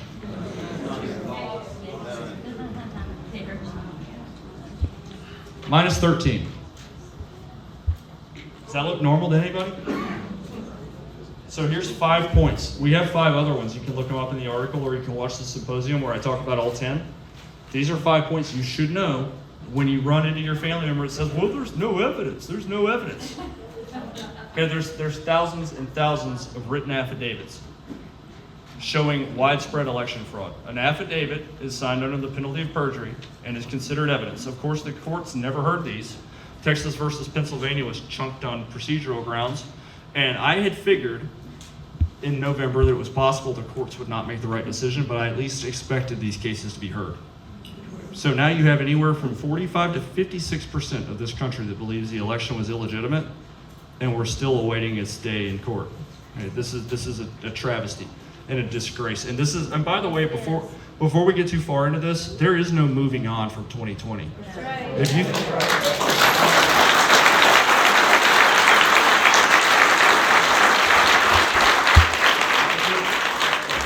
So if you think that we're going to suddenly paint the house red in 2022 and everything's going to be great, then you're crazy, because we've been through this before. When I first started to even learn about politics, when I became like Skynet, I became self-aware about politics and started to learn. In 2010, I remember sitting in Afghanistan and I saw the Republicans took a big landslide in the U.S. House, and they almost took the Senate over. And I saw that, and then nothing in my life changed. They had a Tea Party brand, and a few of them were legitimate, and the rest of them infiltrated in. So what's going to happen, knowing the traction of Trump had a chance to create a new party. I'm not saying he should have or not, but he was the only person with the charisma to do that, and he did not. So now you will have snakes weaving their way back into the Republican Party, seeking to capitalize on this America First message. We already have Nancy Mace, not even in office for 8 months. And you already want to be rid of her. You have a woman named Salazar in Florida, same story. We have a number of senators that we picked up in 2018. You want them out already. So this is getting to be the true pandemic, in my opinion, is the enemy inside the wire. We know about the Democrats. Who has it out for Democrats? I do. Okay. I definitely do. But they're very honest with you. They tell you exactly what they think about personal liberties, freedoms, and the American way of life. They don't care about it. At least they're honest. Okay, the biggest enemy we have is the enemy inside the wire, which is the Rhino Republican Party. That's right.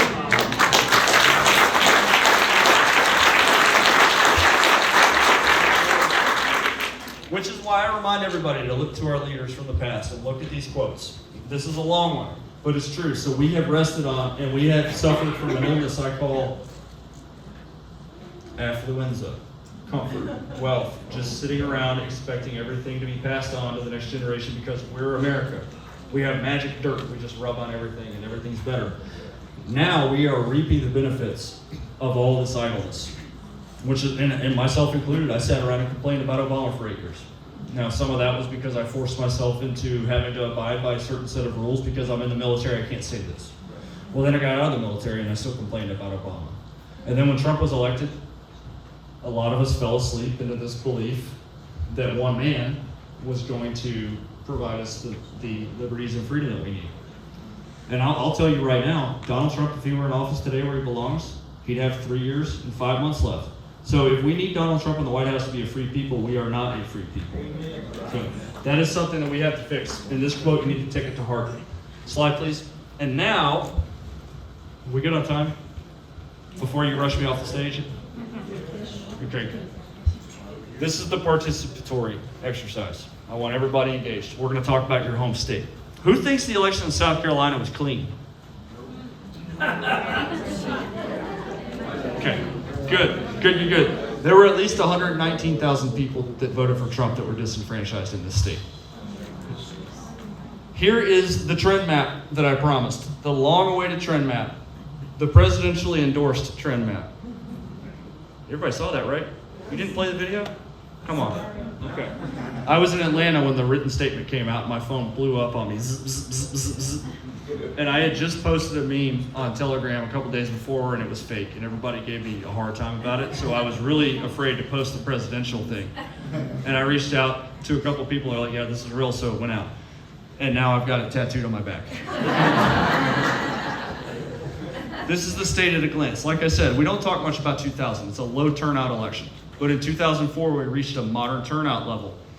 You do have growth, so I consider your state's growth. One thing that you hear at South Carolina, and especially next to you in Georgia, where they rigged the election in Georgia, that Trump won by at least 6 points, or in Florida or Texas or Arizona, is, well, it's growing, it's growing, it's growing. You want a news flash? They've been growing. In Arizona, they've grown by 700 to 900,000 people a decade in Maricopa County since 1990. They've had the same opportunity every 2 years at a midterm and every 4 years at a general to register the same amount of voters, and this never happens. So we have in statistics certain things that govern the progression of these stats, how high and how low they can go. Likewise, in South Carolina, you actually had a bigger population gain in raw numbers from 2000 to 2010 than you did from 2010 to 2020. So when you hear this nonsense about the swelling of Biden votes in your state, then why didn't this happen previously? It's because trends are what impact your politics. Population gain alone does not equal more votes for a party. Look at Fairfax County. Trump has fewer votes in Fairfax County than Bush had in 2004. That's because the trend in Fairfax County is away from Republicans and towards Democrats, and it keeps their numbers from climbing, even though the county grows. So here in 2004 to 2008, look, you can see you have a solid Obama gain. This blue line is your Democrat vote gain. This is exactly 200,000 votes. Obama gained 200,000 votes over John Kerry in South Carolina, which is the Democrat record in this state until a certain year. But Obama's up 200,000. He had every favorable thing going for him. He appealed to the demographics of this area, so the minority vote here in South Carolina. He also had the political winds at his back. 8 years of a Republican administration that went out on its hands and knees and had a 25% approval rating. And that was Obama's gain. And McCain, just because of population growth here, also grew pretty well. And then what we have for Obama, Obama's at 862,000 votes. And then 4 years later, he's at 866. Then you have a slight gain for Romney because the people that are moving to South Carolina are conservative. And then look at the Democrat line again to 2016. So we go from 862 to 866 to 855. 3 elections in a row, they're within the same 10,000 vote output. 866 to 862 to 866 to 855. So 11,000 votes. This line does not vary for 3 elections. And you have a big climb for Trump in 2016. So Trump gained better than Romney did. So this state actually trended for Trump. Trump's extremely popular in the southern states. This was not a state like Texas or Georgia where it's more suburban and urban and it kind of stuck or went down a little bit. Trump expanded the Republican margin in this state. And then Trump decided, I'm going to go for a record Republican vote gain of 230,000 in this state, just so I can lose 3% off of the margin in South Carolina. So he put up a record margin in a state trending Republican, a record number in a state trending Republican, just to lose 3 points off the margin. This is what happened with Biden. I am very generous. The trend line appears to be flat. I would assume a trend like this, but because I'm going to factor in population growth, this is my more accurate projection. Here's your Biden total. So while it doesn't look significant on the variance there, that's 119,000 votes between the dotted line and the solid line, which if my numbers are accurate, which I can assure you they are, that dotted line would represent a 17-point Trump victory in South Carolina instead of 11. So the fraud in South Carolina impacted the overall results in the state by 6 points. So what did that do down ballot? Because a couple people asked me about the sheriff here in Charleston County, which I haven't, admittedly, that hasn't been my focus. There have been some down ballot races that are, but if we have an extra 119,000 Biden votes in the state, and we'll talk about Charleston, And the mayor. then you can assume that these straight ticket Democrat votes are impacting your down ballot races. So there were a lot of disenfranchised people now dealing with the problems of, so yeah, you got your red presidential state, but now you have a Democrat sheriff here. And one of the things that these commies like to do is take over the sheriff's office first. And now you can't really enforce your laws. Slide, please. Here's the heat map. These red counties are counties that I've identified for obvious fraud, widespread fraud based on trend analysis. I'm analyzing trends. The information I get is open source information. I pull it from county websites or from State Secretary of State websites. And you guys are welcome to look all these numbers up. Right, these numbers are not a figment of my imagination. They're your numbers. They're publicly available. I just analyze them. Open source intelligence is a very important military intelligence assessment. You have to be able to consider that. In fact, most of what the enemy knows about us, they find on open source. They find it on Facebook, they find it on the New York Times, and they put all that stuff together. The green counties, I believe we have, you're from Kershaw County, right, Representative? Oh, you're yellow. But, that doesn't mean... The reason I categorize them like this is the representative realizes that it takes a lot of political capital to rally up for something like a forensic audit. So if you have a much more obvious target like Horry County, then I think we should concentrate our assets there first. And once that is proven, then we can look at the yellows. The greens are clean. I had a representative, a woman from Iowa, come up to me at the convention, and she was like, where do I need to go to audit? Well, according to my numbers, Dr. Frank will beg to differ because he's looking at different things. He's looking for something else. I'm the guy on the beach with a metal detector, finding you a massive variance that goes against trends and registration information. If it's in green, it's fairly clean, at least on the trends. Iowa was the same way. Slide, please. Anybody here from Myrtle Beach? Okay, so you guys are Horry County, correct? Over here? Yeah. So what I'm going to do is I'm going to progress these elections from 2004 up to present so you can identify the trends. This is what I am looking at. I do not have registration by party in South Carolina. The state does not register its voters Republican and Democrat. The states that do, North Carolina does, Florida does, Pennsylvania does. Those three are extremely predictive. It is next to never when you see a county vary or a state vary from the party shift. Whichever party makes the gains in registration between an election is almost always the party that makes the gains in the vote. Every state does have an underlying party ID, you just have to identify it. So here's your vote totals for Horry County in 2004. You have a Bush victory of 21,000 votes. And now we're going to advance this. Click one time. So here's what happened going into 2008. You have the highest Democrat vote gain on record, and this is Obama, 08. Obama was a charismatic candidate that had record appeal to, here in this region, this is black voters, but nationally minority voters, soft Republicans, some of the suburban women, tax cut Republicans, and also all the benefits of coming after 2 horrible years of the final parts of the George Bush presidency. Because we have people moving here to South Carolina that are naturally conservative, you also have a strong gain for John McCain. 14,000 votes here, you have 9,000 over there. That's the record Democrat vote gain, so remember that. Now could you please progress the slide? Now, Romney with a similar type gain, it's a little less than McCain, but you have a gain of 8,000 over there for Romney, which is your residual growth of people moving to the area that are solidly Republican. But now, here's your trend. The Democrats have plateaued already. Like I told you, Obama was one of the weakest incumbent presidents to ever occupy the White House. He is literally stuck. That is a gain of 6 votes. 6 votes. In a county that is growing in double digits. So this is a tremendously growing county. Population growth does not always correlate to gains in votes by party. Click, please. Now here's Donald Trump. Does this county like Trump or not? So this is a 17,000 vote gain. This county resembles these coastal Florida counties that are growing in numbers from people from the Midwest and from liberal states that are in droves registering as Republicans, because we can see it in the party registration data.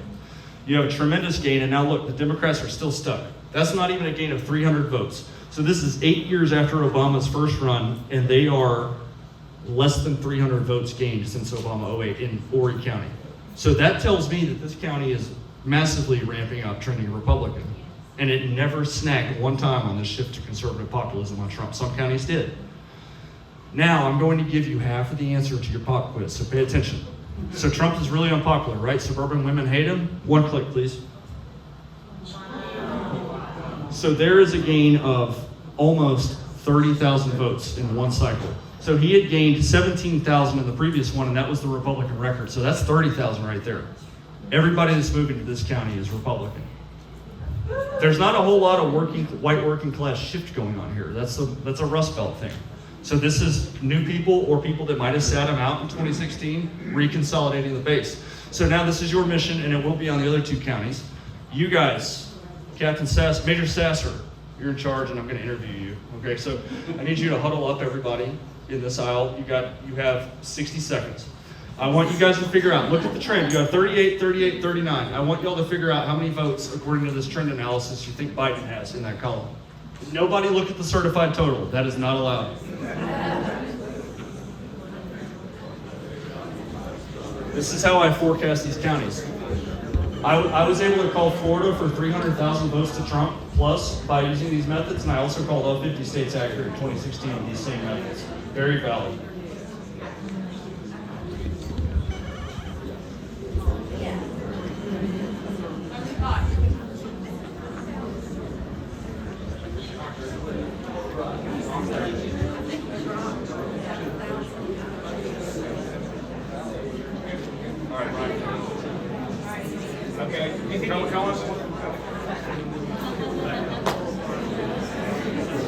All right, we are in the presence of greatness here. Major Sasser is going to do an interview. Where are you from, Ryan? I'm from California originally, but now Where do you live? I live near Charlotte, Fort Mill, South Carolina. He is a pilot for American Airlines and obviously a valiant Apache attack helicopter veteran. And he is going to tell us what his group came up with. So we saw this trend. We saw a massive Trump gain. So Trump is up almost 50,000 votes in 2 election cycles. So he's clearly popular. The Democrats appear stuck within the same 300 votes in the last 3 elections. Where did your group forecast that Administrator Biden would wind up in 2020? We think he lost between 7,000 and 30,000.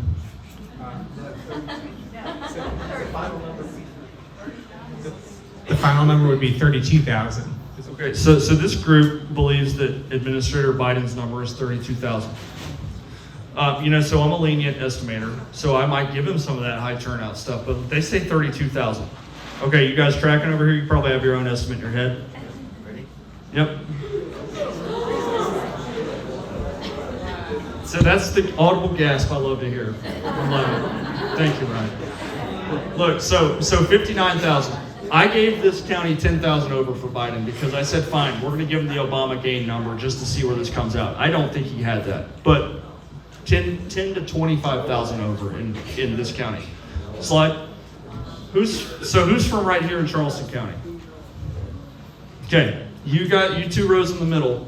Laura, I'd like you to be in charge of this group, okay? You don't have to do it yet. We're going to progress through. So here's your totals in 2004.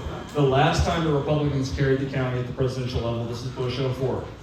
Progress. Now in 08, so this is your county that surged for President Obama, urban, suburban, and left the Republican Party despite the growth. So the Republicans are down less than 500 votes in the county. So they're stuck. You have the Democrat column. This is the record gain for the Democrats. This is 19,000 in one election for Obama. And now what we're going to see on the next one is similar to the other. You're going to see a return to the Republican Party. Even though the county stayed blue, Romney gained a pretty solid amount of votes. That's 8,000 votes. That is your more moderate Republican base going back to a moderate Republican. And then you have a loss in the Democrat column of 1,000 votes. So they're stuck. So now the Democrats are stuck. See that? One election cycle, Obama peaked, and that was it, even with the growth. Here's Trump. So Trump is down. So you have the same dynamic from 04 to 08. You see the suburban base not really latching on to Trump, and you have a slight decrease in the vote. So the Republicans now are stuck again. They did not seize the conservative populism that Horry County did. But the Democrat column, it grew, but it only grew 10%. So Clinton's there at 89,000. That looks pretty organic to me. This is not something I would flag on a trend analysis. So we're going to give you half of the quiz. Go ahead, click. So there's 18,000 for Trump in one cycle. So if you would have given him a standard population Republican gain in 2016, he's probably about baseline with population growth for a standard Republican. I'll give him that. But that's a strong gain. So this is reflective of the county has returned back to its typical Republican support level. Now we see on the Democrat column, 83, 81, 89, 3 elections in a row with all the population growth here. So Laura, would you please lead these fine folks for about 30 seconds? Come up with an estimate on where we expect that Biden number to be.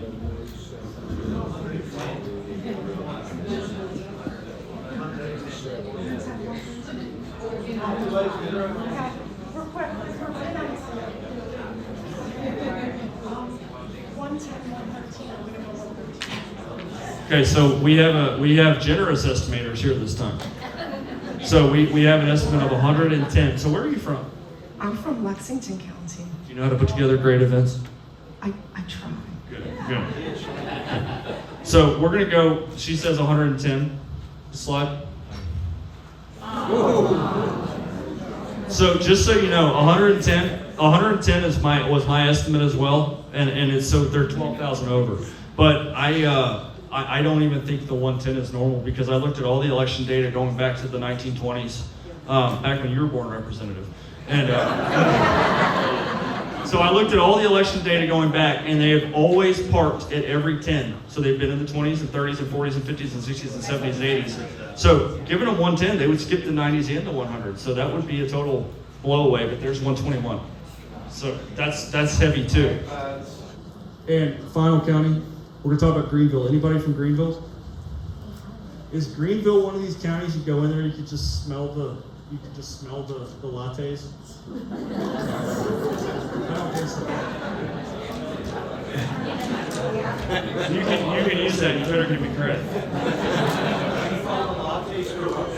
So look, Republican vote total 111 to 55. This is your Bush number. This is a very strong performance. So we're going to progress to 08. And then we have a modest Republican gain. This is pretty weak. This is under 5% for McCain.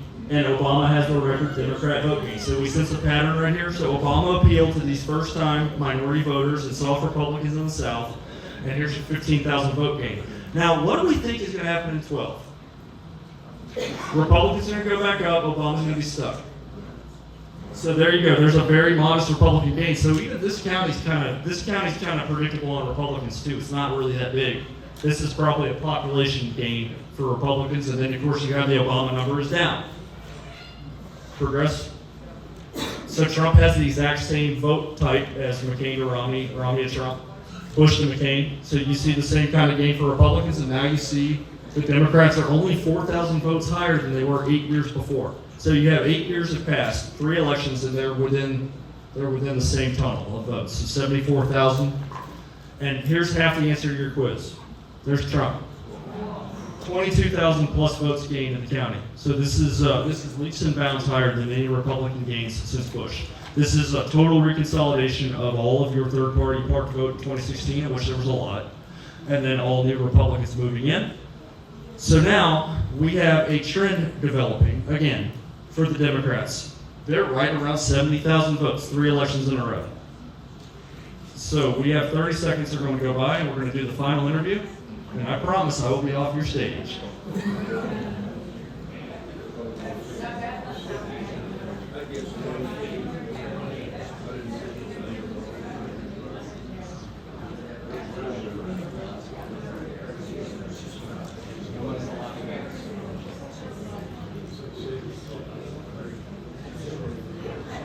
All right, what is your name? Heidi, and I'm from Fort Mill, South Carolina. Fort Mill, South Carolina. So there's another trend that has developed. 2 out of 3 interviewees are from Fort Mill, South Carolina. So we have 2 cycles of the same kind of Republican vote gain. Actually 3. You have the same one for McCain to Romney to Trump, and then you have this boom for Republicans. Record high Republican vote gain. And then you have the Democrats are stuck around 70,000 votes 3 elections in a row. What did your group think that Biden was at this year? Most people actually said between 85 and 90. Okay, so we have another generous group here. You're going to start to catch the drift of it. We need to be credible, right? So 85 and 90 sounds generous to me. What are we at? And I think that they're right on point. I think I assessed this county to be 12,000 heavy, so they estimate like I do. But I would be very surprised if Biden was over 80,000 in the county, to be honest with you. Slide. So, 119,000 action items. That's how many votes I estimated to be in excess for Biden, and I'm a lenient estimator. So when I go into places like your state capitol, it's hard for me to break down just how much might be in there. Same thing when you look at the Chicagos and the LAs of the world. There's one issue that matters. I don't care what anybody says. I don't care how cool your Christmas card is with your shotgun over your shoulder and your plaid shirt on. Election integrity is all that matters. So if you want to truly test your conservative candidates or your incumbents, where are you at on election integrity, forensic audits, and canvassing? Okay, that's the only issue that matters. If you don't have your voice in elections, you might as well give it all up right now. Second thing, medical freedom is important too, and Laura will be the first one to tell you about that. So election integrity and medical freedom, put them to the test. Okay, and if people are not down with either of those, it's time to retire. Number 2, you need to ask people to put their money where their mouth is, and that could be these rude, unprofessional journalists, or it can also be, in some states, unfortunately, now it's not going to be this one, but in Michigan, I've spoken to Michigan twice in the last month, and both times I've challenged the Attorney General, Dana Nessel, to cuff me, because she says she's going to send the law enforcement to talk about, to go address people talking about election fraud. I was born a free man, and I will die one.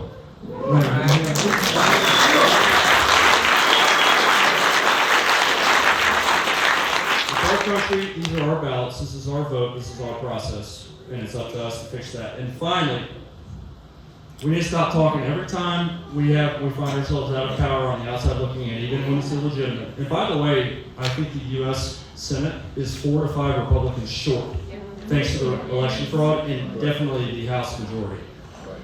We need to stop talking about, hey, who do we need to primary so-and-so? You need to primary everybody. Okay, and that's at least where you start. Now, we may find good representatives that, hey, they're checked out and everything. We're going to keep him. That's the second stage of after we get to say we're going to primary everyone.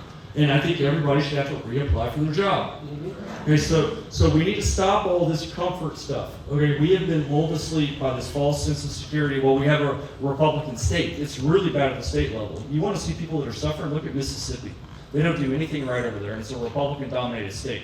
So we need to stop resting on the laurels of party identity and start truly engaging in the issues. And every single one of you does something better than the person you're right and left, and they do something better than you. So when people ask me, hey, how did you get involved in this? Well, I would say it was a stroke of fortune or luck, but I believe in God. So I believe that God put me where I am. So if He gave me a platform, then I'm going to use it for optimism and to encourage you. And that's why I'm so frustrated I do read the comments, and the reason I read the comments is because I have people that want to collaborate on stuff, and some of the most valuable people, like Jen back there, have connected with me through social media and other stuff. There is no place for negativity. This is a dark time. The hour is late, but optimism and solutions are things that are going to get us to the other side of this. But you have to believe. You have to believe yourself, and you have to believe in God. This election is unacceptable in the state and in the country. And the minute you bend the knee and say we're going to move on from it, you've lost it all. You've lost it all. Like, we're done. We're done. We are done accepting this kind of crap in this country. So I want all of you to commit before you leave tonight to find something you care about locally. General Flynn says local action has a national impact. Right. General means that. He's one of the most sincere people I've ever met in my life. So don't leave here to go home and complain about the way things are. You can change it because God will use you if you step out. All right, so thank you guys. Thank you so much, Seth. Awesome.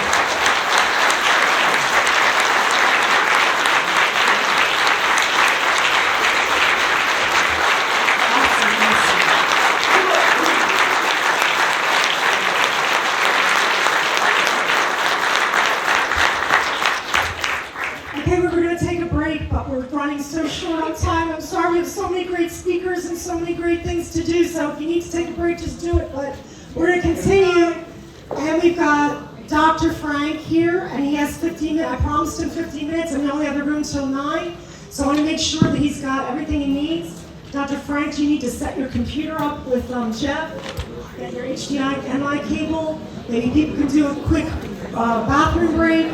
We'll come back and listen to Dr. Frank. So, if you can advance this, I'll go back to my slides in advance. I think I've got a picture. You can't. You can't? Okay, that's okay. Don't worry, because I was going to introduce Dr. Frank, but he doesn't like people to introduce him, so he's going to introduce himself. But one of the things I'm going to tell you about him is I want to know what vitamins he takes. Because this man, when I check his Telegram feed, he seems to be in every state all at once. And he has like such tremendous energy, I don't think he sleeps at all. And I think he's like a combination of like the Energizer Bunny and Superman. But like super nerdy and smart and like super IQ, Energizer Bunny and Superman. So anyway, here's Dr. Frank, and I just want to thank you for all his work.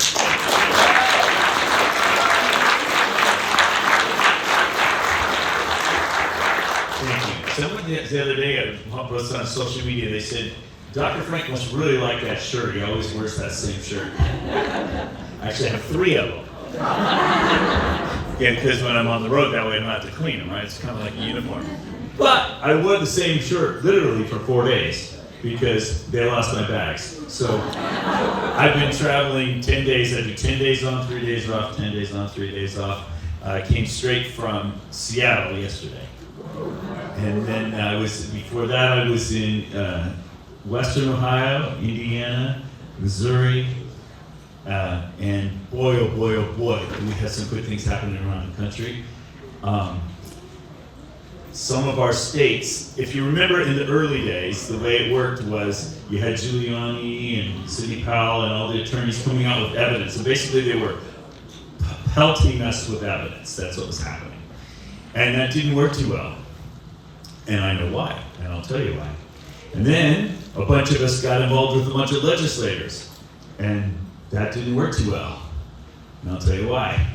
And now, the new strategy is we start at the grassroots, which works. So we find teams what I've been doing, and that's why I'm everywhere, because you gotta be in person, you gotta meet with the county clerks face to face. You gotta show them how they got hacked, because none of them think they're hacked. They all are proud, they're patriots, they work hard, they think their elections are good, great, and you have to just sit down with them. It doesn't work on Zoom. So I'm going around the country and I'm meeting privately with legislators ahead of time. We organize, and I don't like to give away their names because they don't want to be exposed until we're ready.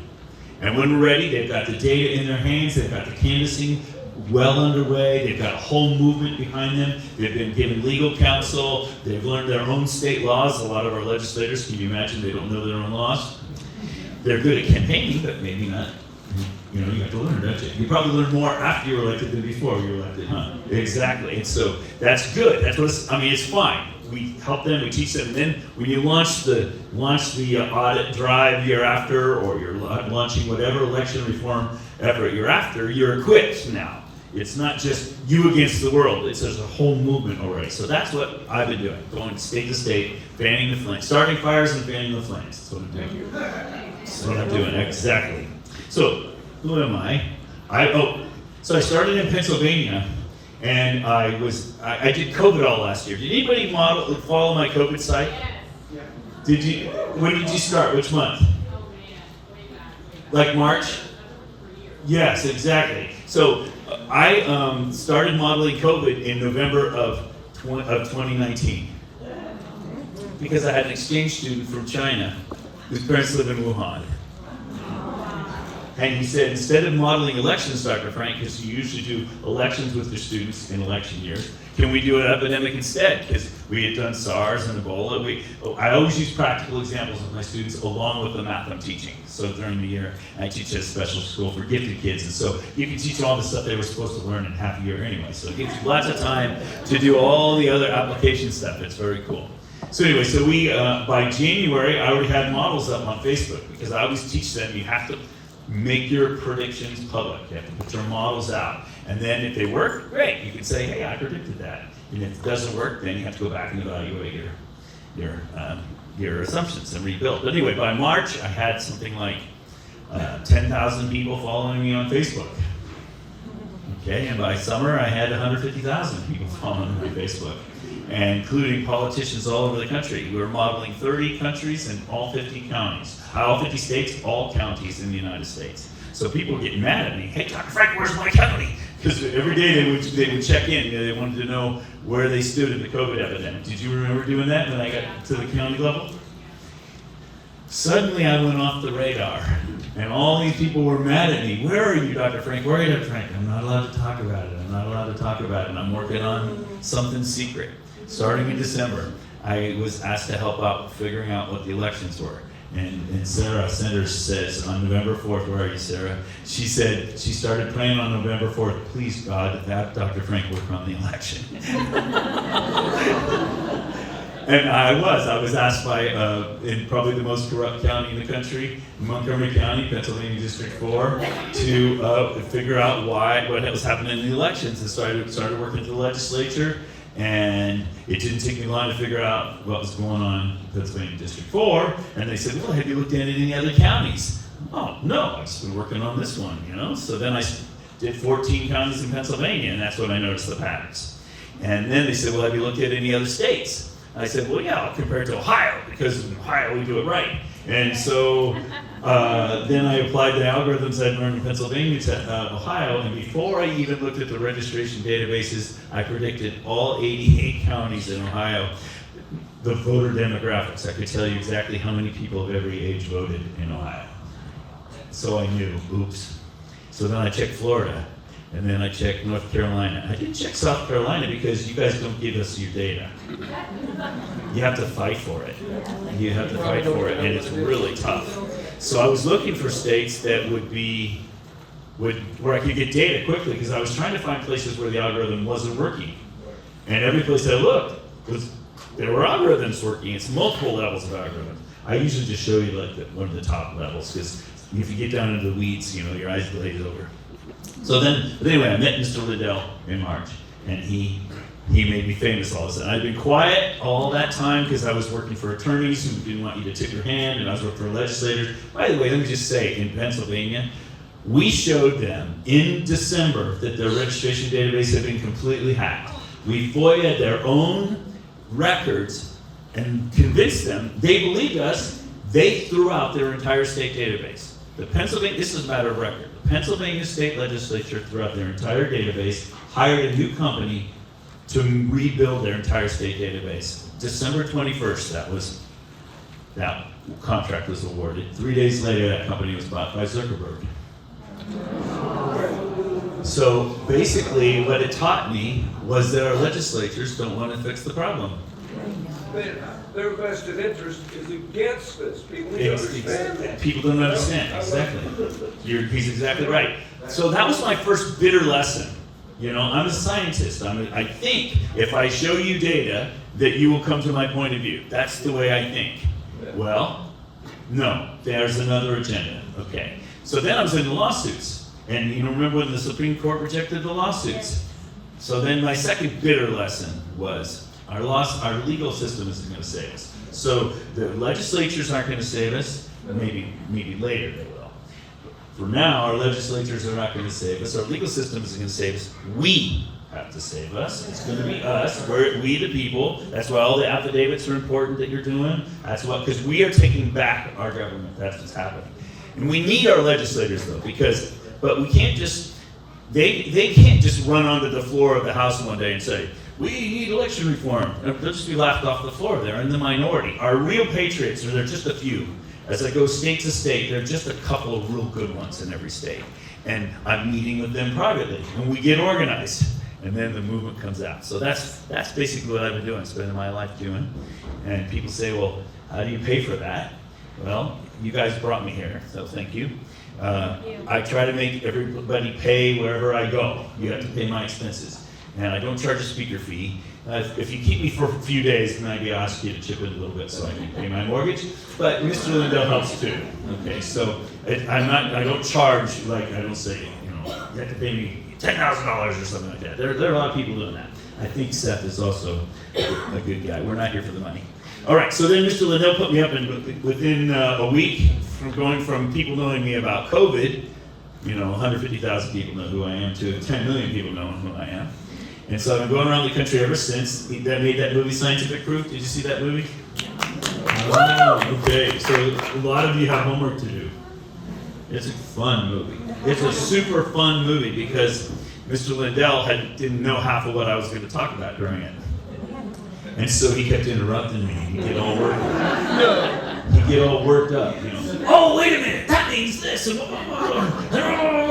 you know how excited he is. And I have to tell you, now that you get to know me a little bit, you can see how I can talk forever. I love to talk. Well, I've never met anybody who can talk more than me until I met Mr. Lindell. He can talk. So we recorded about 3.5 hours, and then this is 1 hour long. And we get all edited, and I still think it's half and half, so. All right, anyway. And then the movie Absolute Proof. All these movies you can see on Frank's Speech or Lindell TV. And these are important platforms because the media is suppressing almost all the information. And so you need to be able to go to these places, and that's why he set up Frank's Speech. It's not named after me, he named it before he met me. It means bold, truthful speech, okay? So that's the idea. You can go and you can see what's really going on. So Frank's Speech. So anyway, there's places to go. And so I made this as a present for him on July 4th, and he liked it. So I've been using it going around. Join the pillow fight to take back America.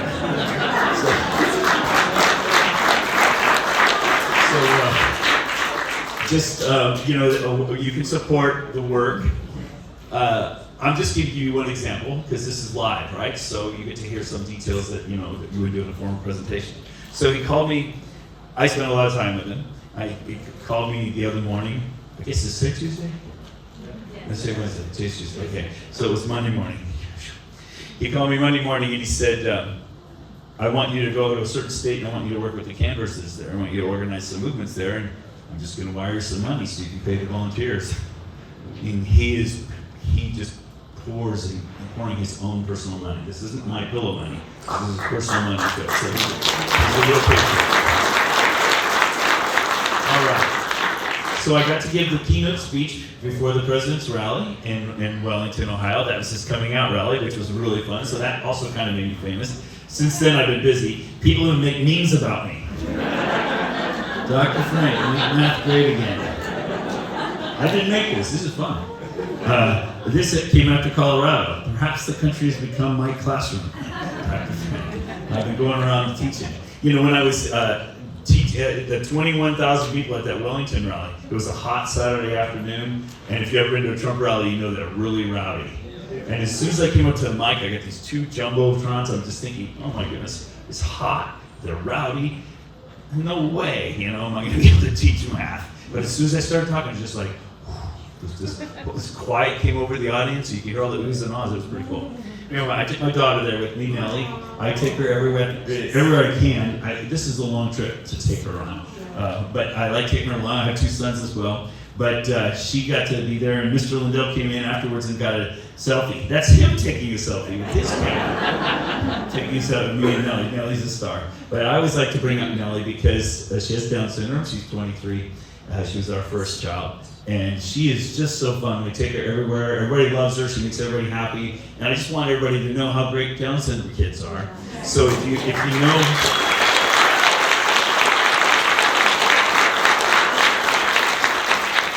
And it's working because last week I got a phone call from somebody who said, I hear you had a Down syndrome kid, and we just learned we're going to have a pregnancy. We have a Down syndrome child. Would you just talk to us about it? And so I think maybe, I don't know, it's their decision, not mine, but I hope they have the same blessings that I had. So anyway, that's good. But my kids don't like me to talk about them, my boys, And so, but they also don't like to come to my events because they say, Dad, you're always the last one at every event. I like to talk. So I like to hang around afterwards and hear 21,000 people gone, I'm the last one. Okay. But at the last event I was at, this lady came up and started praying for me. She kept praying, and this was like one of those prayers keeps going and going. And we're praying for his family, and we're praying for his marriage, and please bless his marriage and protect it. It's like, nothing's wrong with my marriage. I married my high school sweetheart. I married her 40 years ago. So anyway, that's nice. She's Donna. And so my kids, I have 3 kids. Daniel, he's 21. He's going into the ministry. And that's his fiancée, he just proposed. And my son Derek, and he's 19. And he says, there are no conservative girls left, Dad. So if you know any 19-year-old-ish conservative girls, send them our way. We're in the market. We're in the market. And then my wife Donna and of course. So anyway, that's who I am. I've been a scientist aggressively for about 40 years. I've got 60 scientific publications. I was really fortunate. Early on in my career, I made a major scientific discovery. Made the cover of Science magazine, Dr. Wissenschaftler. Had cover articles on Nature. So I got to tour the world giving lectures on the scientific discoveries I made. It was good. And it gave me the exposure I needed to get a lot of consulting contracts because I hated academics, and I left it in 1996, went into business for myself. Because universities are like horrible places to be. In fact, they had I remember the last year I was there, I refused to go to, it was a racial sensitivity class. That was in 1996. And this stuff has all been starting a long time ago, Yeah, exactly. But that's what happens. You teach at the university first, and then those people become the teachers, and it's a bummer. But anyway, so I started a business, and most of what I do that I can't talk about because I signed non-disclosure agreements, but I've been doing that. I talk about bowling though because I can do that. But if you go to any bowling ball manufacturer in the world, they have a whole bunch of my machines there. I'm a physicist, right? Think about what bowling is. You spin a ball, it slides down the lane and smash, everything goes. That's physics. That's great physics. So I have a lot of fun. I have lots of bowling products. So that was fun. I ran that business really aggressively for about 15 years, and then I kind of let it peter out, and I was looking for something new to do in my life, and I found it. Okay, and then I helped start this school 25 years ago for gifted kids, which has just been an amazing thing. I do it part-time, a couple hours, but it's stimulating to be around really, really bright kids. It's a lot of fun. And for 40 years I've been modeling elections, and you just saw Seth talking about it. So here, this is the ratio between Trump and Biden, and you can just see, between Trump and Hillary, 2016. And you can see that there's this interesting trend. I've sorted them. And I did this in 2016 to show my students which states they needed to watch in 2020. Wisconsin, Michigan, New Hampshire, Minnesota, Pennsylvania, Florida. These are the ones that matter. So you can see it's fun to use math to study elections. I predicted them all correctly until this last one, although I think I did. Okay, I think I did. But anyway, so I predicted Trump was going to win in 2016, 13 months in advance, and he wasn't even the candidate yet. How did I do that? Because I love math. So this was me doing the COVID stuff last year. Let's see, we're in South Carolina? Okay, so this is you right here, South Carolina. This green one right here. This is back when it started in April, and this is your epidemics here, and this is where we are. This only went up to only through October, but I was graphing it, so you guys had it really bad, obviously. It's a good thing you shut down your whole state. All right. Oh yeah. So lately, there's a lot of talk going around. And people are saying that they think that I'm a devil because they think I'm against forensic audits. I'm not against forensic audits, but the strategy that's working, the one that I am working hard behind the scenes, and you're going to hear some news in the next couple of days too. So put all these people to shame who've been criticizing me, saying you're against forensic audits. Yeah, right. I want them to happen, so I'm working hard to make them happen. Yeah, you can't get the cart before the horse. You have to have the data first. Every time I was in a state the other day with 6 county clerks in a certain state, and they were all like, "We believe you, so let's do some canvassing and get the data, then we'll go to our legislature." You need the canvassing to get the audits. I'm not saying that you shouldn't do one or the other. You just got to have the data. You need it. So anyway, that's what people have been after me. Just ignore them. I'm a good guy. So here's my Dr. Frank Ops timeline. So back in November 2nd through the 6th, during the election, there were groups of cyber people around the world collecting recordings of our election happening in real time. And they're called PCAPs, they're called packet captures. And when you talk on the internet, data doesn't go in a continuous stream, it goes in little packets. Think of it like little envelopes. There's a from and a to and a timestamp, postmark, right? And then there's stuff in the envelope. And the beautiful thing about PCAPs is that when you're communicating on the internet, if I send you some information, it goes to your router before it goes to your computer, and then that router says, I hope I got these data correctly. How can I check? Adds it all up. It's called a checksum. And it verifies with the sender that it was the right checksum. And if it's the right checksum, then it passes it on to you. So there's like a little delay in there while the data's coming into you. Just double checking, hey, did we get the data right? And in that moment that it's being checked, there's another program called a sniffer that we can be going, ooh, what's that? Ooh, I'll say that. Ooh, I'll say that. And you can capture those packets. And that's what was happening during the election. We were capturing 37 terabytes of election data from 3,009 counties in our country. So, yeah, we all know it. Okay. So I started my work in December in Pennsylvania, and then January 9th, that's when Liddell got absolute proof. Here's when he got the PCAPs. He was given access. He didn't actually have them in his hand. 37 terabytes is hard to just get in your hand. But he was given access to it, and he began evaluating it, and he realized what he had, and so he made this movie, Absolute Proof. Did you see that? Yes. 140 million people saw that the first 2 weeks. And you never heard about it in the media except to make fun of it, right? Okay. So then then I joined his team in March 15th. I was struggling because I didn't really know Mike at that point. And all my analysis, I was going state to state, trying to find a state where I couldn't predict what was happening. By the way, I finally found one. It was last week. And I won't say yet where it is, but I was sitting there with a county clerk, and I'm going to show you data for your state, and I'm showing the data for her county, and I said, I'm having trouble predicting your county, I can't get to work. And she says, you better believe it. She says 95% of our people vote in person, and the 5% remaining, I verified every one of them was a real voter. That's the first county I haven't been able to predict. Does that tell you something? Okay, there you go. I'm glad you guys are learning. All right. So that made me a little famous right there, the scientific proof thing. So I started traveling around the country, and I was still trying to find places where I couldn't find corruption. So I had met, during the COVID stuff, I met this gal, Sharona Bishop in Colorado. And I called her up and I said, Sharona, I'm looking around the country trying to find elections that don't make sense. And, what was it like in Colorado? And she just started crying.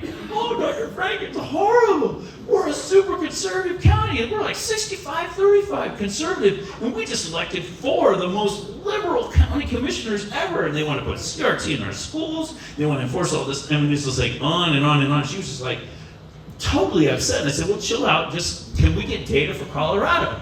And so next day, there was data from Colorado in my email inbox, and I started analyzing it, and that's what some of the data that was in Mr. Lindell's movie, The Scientific Proof, and that is another divine appointment. I don't have a lot of time, so I'm not going to tell you that story, but there's so many cool things along the way. They're just remarkable coincidences that made all this possible. But something super important happened while I was visiting Colorado, because Sharona kept me very busy. We gave 3 talks a day for 3 days in a row, 4 different counties. And I met with legislators and clerks. And I met with this one clerk, Tina Peters. Tina Peters. Have you heard of her? Yeah. I sat in her office in April. And I showed her how her election was stolen. And at first she didn't believe it. Just like every other clerk I ever meet. They're all, no way. I do all the right rules, I follow all the instructions, my elections are secure. They are really trained and ingrained to think in certain ways, and they don't realize what's happening to them. So it's the same thing every time I work with them. It's like there's this first big resistance, and that's okay. I admire their patriotism and their dogged determinism to have a secure election. But then we gradually tease out the problems, and pretty soon they're like, oh boy. So anyway, once we had gotten Tina to the point where she realized her election was stolen, and since we're short on time, I won't tell you the whole story. She said, okay, what do I need to do? And so we advised her and we coached her on how to get backups of all of her systems. And you think that New Mexico is an audit, Arizona is an audit. How would you like to have complete access to everything with no resistance? That's what we had. Okay, so we backed up all of her systems at her request and her instructions. And if you think about it, she's doing her job. Her job is to protect the election in her county. And we told her that what was going to happen when Dominion came, because they happen to use Dominion machines, when Dominion was going to come in and update her machines, that they would erase her machines. And so she says, well, they can't do that. I'm supposed to keep all the records for 22 months. That's by federal law. And we said, well, you better back them up. Well, how do I do that? So that's where we came in and we could help her out with that. The interesting thing is once we started doing this around the country, we've done this in more than just Colorado.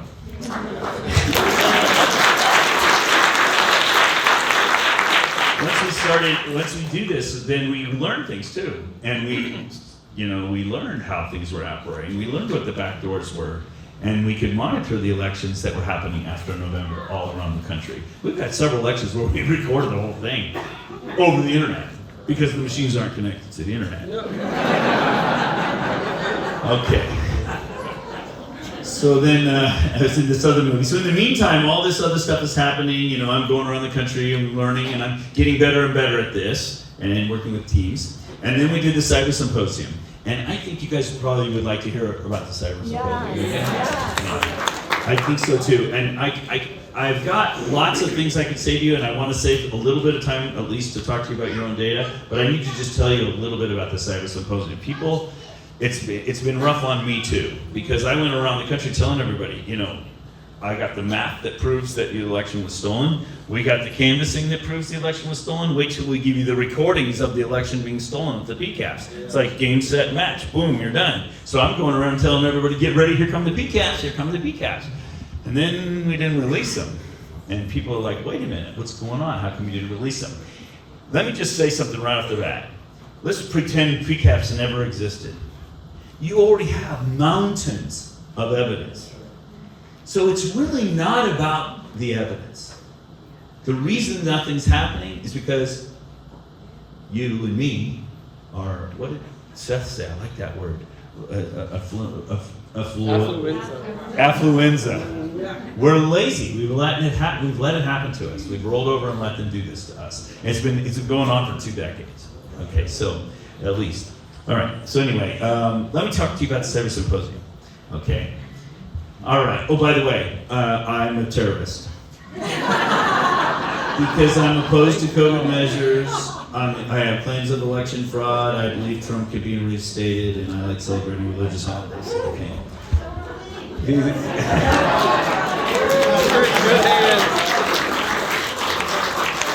So the red checks are where I've been in the last couple months, and I guess I need to change this one to red here from green. These green ones are going to be two in the next couple of days or weeks. I don't know. I hired somebody to help me. It's just too, I can't keep track of everything. But I've been in 15 states in person. While I was in Wisconsin, who we're going to have an audit there, while I was there, I met with Janelle Branch, and we made a hero out of her. We'd like to make a hero out of Amanda, right? We'd like to do that. We'd like to equip her to be able to, she's already here, but you know what I mean. We'd like to equip her to be able to succeed. While I was there, she walked me down the hallway, and this is huge mosaic. This is like the big dome of the Capitol, It's gorgeous, about 20 foot wide, and this is Lady Liberty, and she's got one hand pointed up at heaven, because that's the source of our liberty.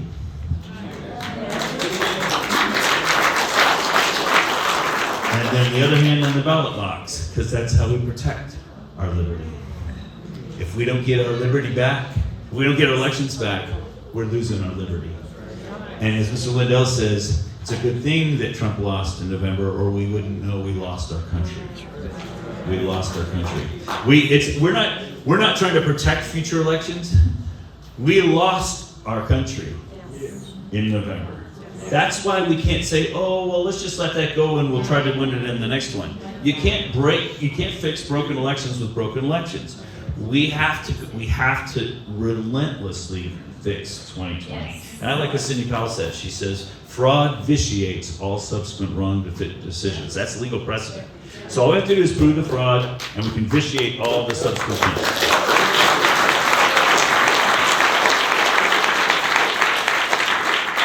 All right, so Mr. Lindell had planned this big thing, and he's a showman. He really is a showman.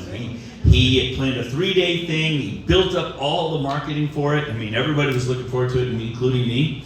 And the plan was, he had a red team come on Saturday, and the red team's job was to attack us. It's like war games. And it was led by Colonel Waldron. You know all about that. Thank you for your service. It was to attack us and figure out what was wrong with our strategy, and they immediately found a very huge flaw in our strategy. So we, on Sunday, were struggling to recover from our flaw, and as late as Monday night, we were all pretty afraid about where we were. But anyway, I'll come to that in a second. And then there was the show.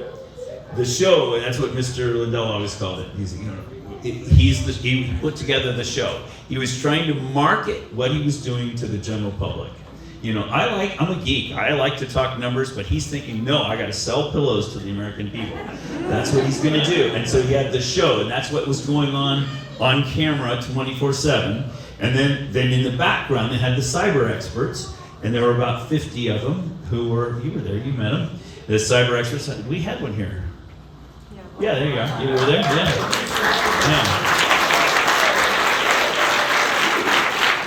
And our goal was to give them PCAPs and have them analyze them during the week. And Mr. Lindell was planning to run back in the back room with the microphone and say, "Oh, how's it going, guys?" And show us, what are you learning? What are you learning? And that was the plan, right? That was the plan.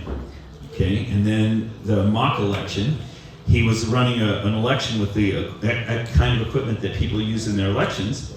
And the idea was, in the first day, he said, let's have an election, everybody. Go back and vote on a voting machine. He had a voting machine set up in the background. And the idea was to teach the American public how the election is being stolen. So people would vote on the voting machine, and then it would be transmitted through the routers and everything, and you'd capture the PCAPs from that, and we would show you how to interpret the PCAPs and what they look like, and then after that, he would announce the results of the election, and then he'd say, now let's hack the election, and somebody in another room would hack in and swap the votes, and we would then capture those PCAPs and show people how you can trace that. In other words, he was trying to give a real life example of how it was working, but something happened unexpected. 5 minutes into the election, there were 2 guys within 5 minutes in the audience. Think about it, you have all these cyber geeks. These are all excellent people at hacking. 2 people hacked the election right as it was happening, right in the room from their cell phones. Remember that? Were you one of those? We didn't plan that. That was cool. But it just made the point that the elections are hackable, right? It was perfect. We didn't even plan that. So there were so many things like that. Okay. And then we had the media there. The whole idea was we need to pierce the media. So we had 9 people from CNN there the first day. They weren't there the last day. Did you notice that they pulled out like maybe middle of the second day? They left. And you know what they did? They gave their badges to Antifa people. Okay, so anyway, that's what the show, that's what it was supposed to be. Okay. Oh, and then I flew out early. I was there on Saturday because I wanted to get ready and be part of the team. I was part of the organizing team, right? And part of the planning. And then I planned to stay an extra day because after our beautiful cyber experts had confirmed everything was peachy, I was going to stay an extra day and gather PCAPs and organize them and send them out to my supermom teams around the country because they were all going to go knock on their Board of Elections doors and say, hey, what gives? Our election was hacked and here's the evidence, right? So that was my plan. That was my plan. No battle plan survives first contact with the enemy. So the red team found some big flaws in our data, and it was tough. I was looking at Mr. Lindell, and I just said, if you give these data to our cyber guys on Tuesday, they're going to laugh and walk out, and they're going to say you have nothing. And what he had done is he had taken the data and scrubbed it. Think about it. A PCAP has from, to, passwords, content, everything in it. We can't just give 3,009 counties worth of passwords to everybody. That's illegal too. So he actually downloaded the data and had people scrub it, take out all the passwords. But he's not a technical guy, and he took too much out. They took too much out. So what they ended up giving the guys was basically the leftovers. And then the challenge to them was, can you prove this is from the 2020 election? And it's like, yeah, it's 2020 election data, but we can't tell whether it's real or not real because you haven't given all the other stuff that we need.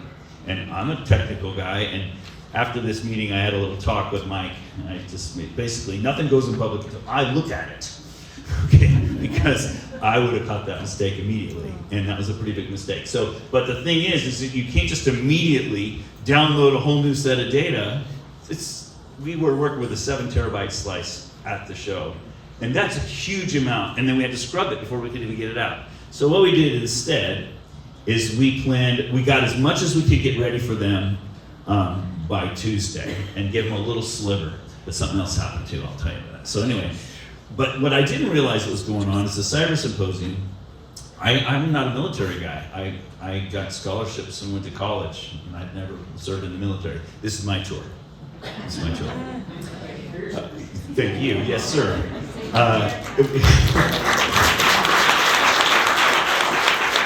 So I learned a whole bunch of military terms because Colonel Waldron was leading this thing. I had no idea most of this was going on the whole week. I'm just green as it comes. Okay, but they had SecOps going. We had 6 undercover people on the floor. Did you know that? We had 6 undercover people on the floor the whole time, and they were there's a team back in the hotel, they were facial recognizing everybody on the floor. So we always knew everybody who was there. Until the last day, when the 7 Antifa people they came in with the badges and masks. So it took us a while to figure it out, but we didn't. We had 7, and then we had 3 undercover FBI agents on the floor. So there were these SecOps always going on. I didn't even know this until late. There were cyber ops going on. I knew about that. We had a whole team of people that were trying to defend us from all the cyber attacks. You notice it took us from 9 o'clock to 9:20 to even get live. And it took the 4th backup. We were being hacked like crazy just to try to get online and get our streaming going. We had psych ops going on. Now that one wasn't localized. That was around the country. We had teams of people that were reading all the social media and fighting it to try to keep the message positive about what we were doing. Okay. And then there was a canary trap. Did you know there was a canary trap on Tuesday?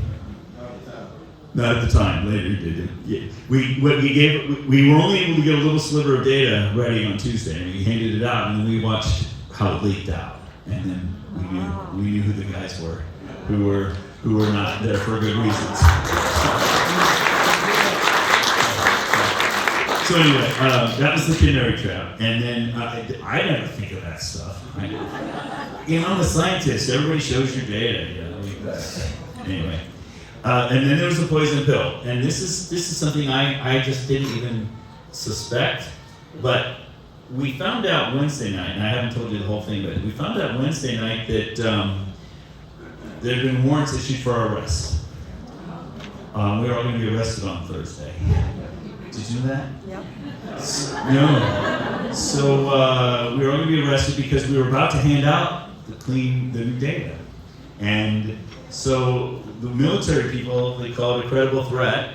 If you have a credible threat, you treat it like a real threat. We knew we had a mole, because we had a Judas in our group. We knew we had a mole, warrants had been issued, and we thought that if we handed out the data on Thursday, we'd all be arrested and your computer would be seized and you'd never like us again.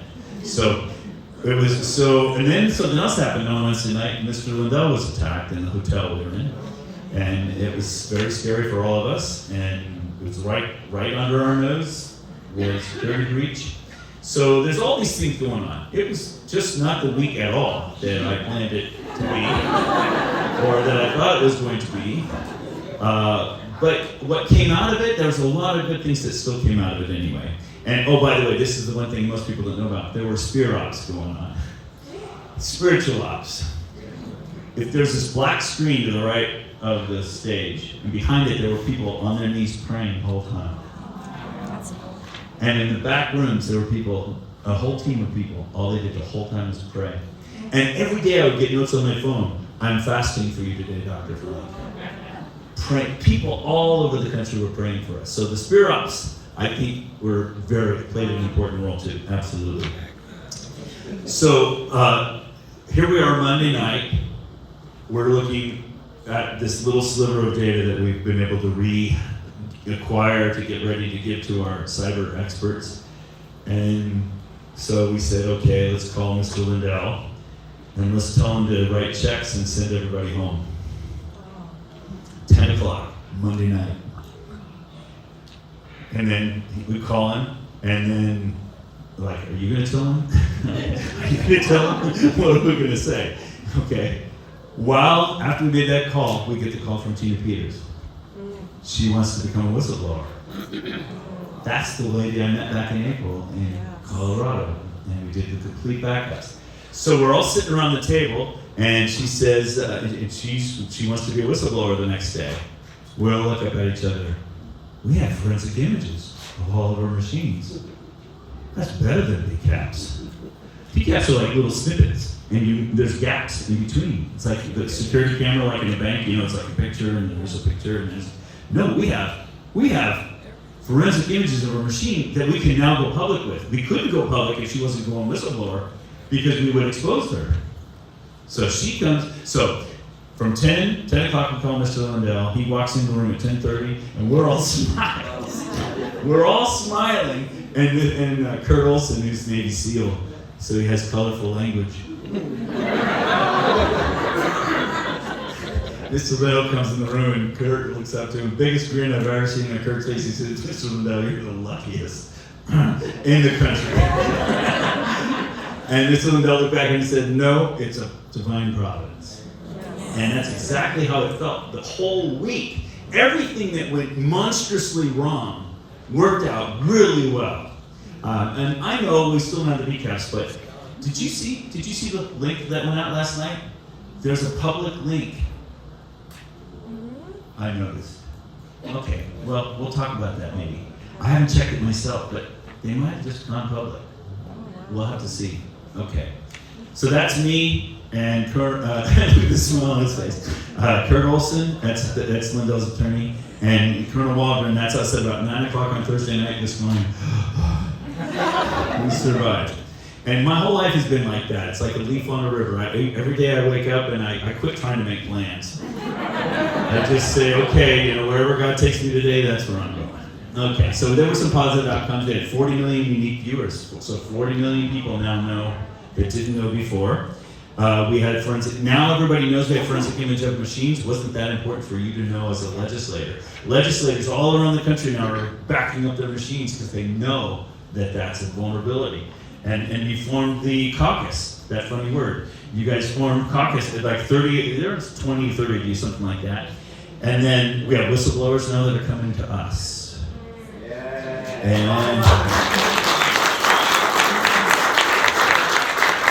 are you in the chat group with the other? Yeah. So this is what I didn't think about. So Mr. Liddell offered a $5 million reward if you could come and just prove that the PCAPs weren't real. So I was expecting a lot of the guys to come, that's what they were there for, and I was surprised. I was wrong. Just a few of them were there for that reason. Most of them were there because they're patriots like me. And they wanted to be part of the team fighting for our country. And so not only did we organize these politicians, we organized a bunch of cyber geeks. And now we have like a cyber army.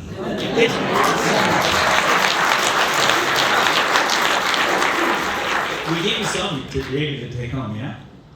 Yeah, but okay, and he's gonna be smart, not talk too much about it. But we have some really good data that we've been giving them. And I was sitting there 2.5 hours on Saturday afternoon with Mr. Liddell, just me and him across the table, and I was arguing and I was demanding that he release the PCAPs. And he was saying, well, he says, I think I just convinced my attorney yesterday. See, the problem is if he does it, then he can go to jail.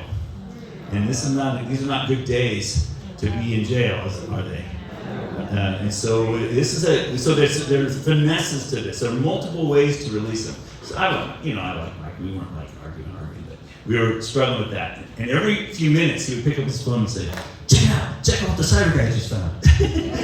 He's got this stream and he's like, oh, check out this, oh, check this out. So, he's excited. Okay. So, thanks for that work. Yeah. Yes, thank you. I have a quick question. Who is Bill Brush? Because he's not in our group. Bill Brush. No, he is. He's head of the GOP in Washington. Can you connect him with me? Yes. Yeah, he was there. He's And not in our group. sorry, we need to get him in. Yeah, Bill Brock is his name. Yeah, in fact, I was just with him yesterday. Okay. And then the organization inspiration, we had a lot of super moms there and they all got organized. So see, a lot of good things happened. A lot of people got organized. This book was given to me by the Colorado teams. And that's PDF. It's a PDF of how do you set up canvassing? How do you set up these local grassroots groups to do the canvassing we need to do? They wrote a book to teach everybody else how to do it. Yeah, what's that? I was just curious, what's the name for the organization of cyber experts? What do y'all call them? We don't have a name for them, but we need a name.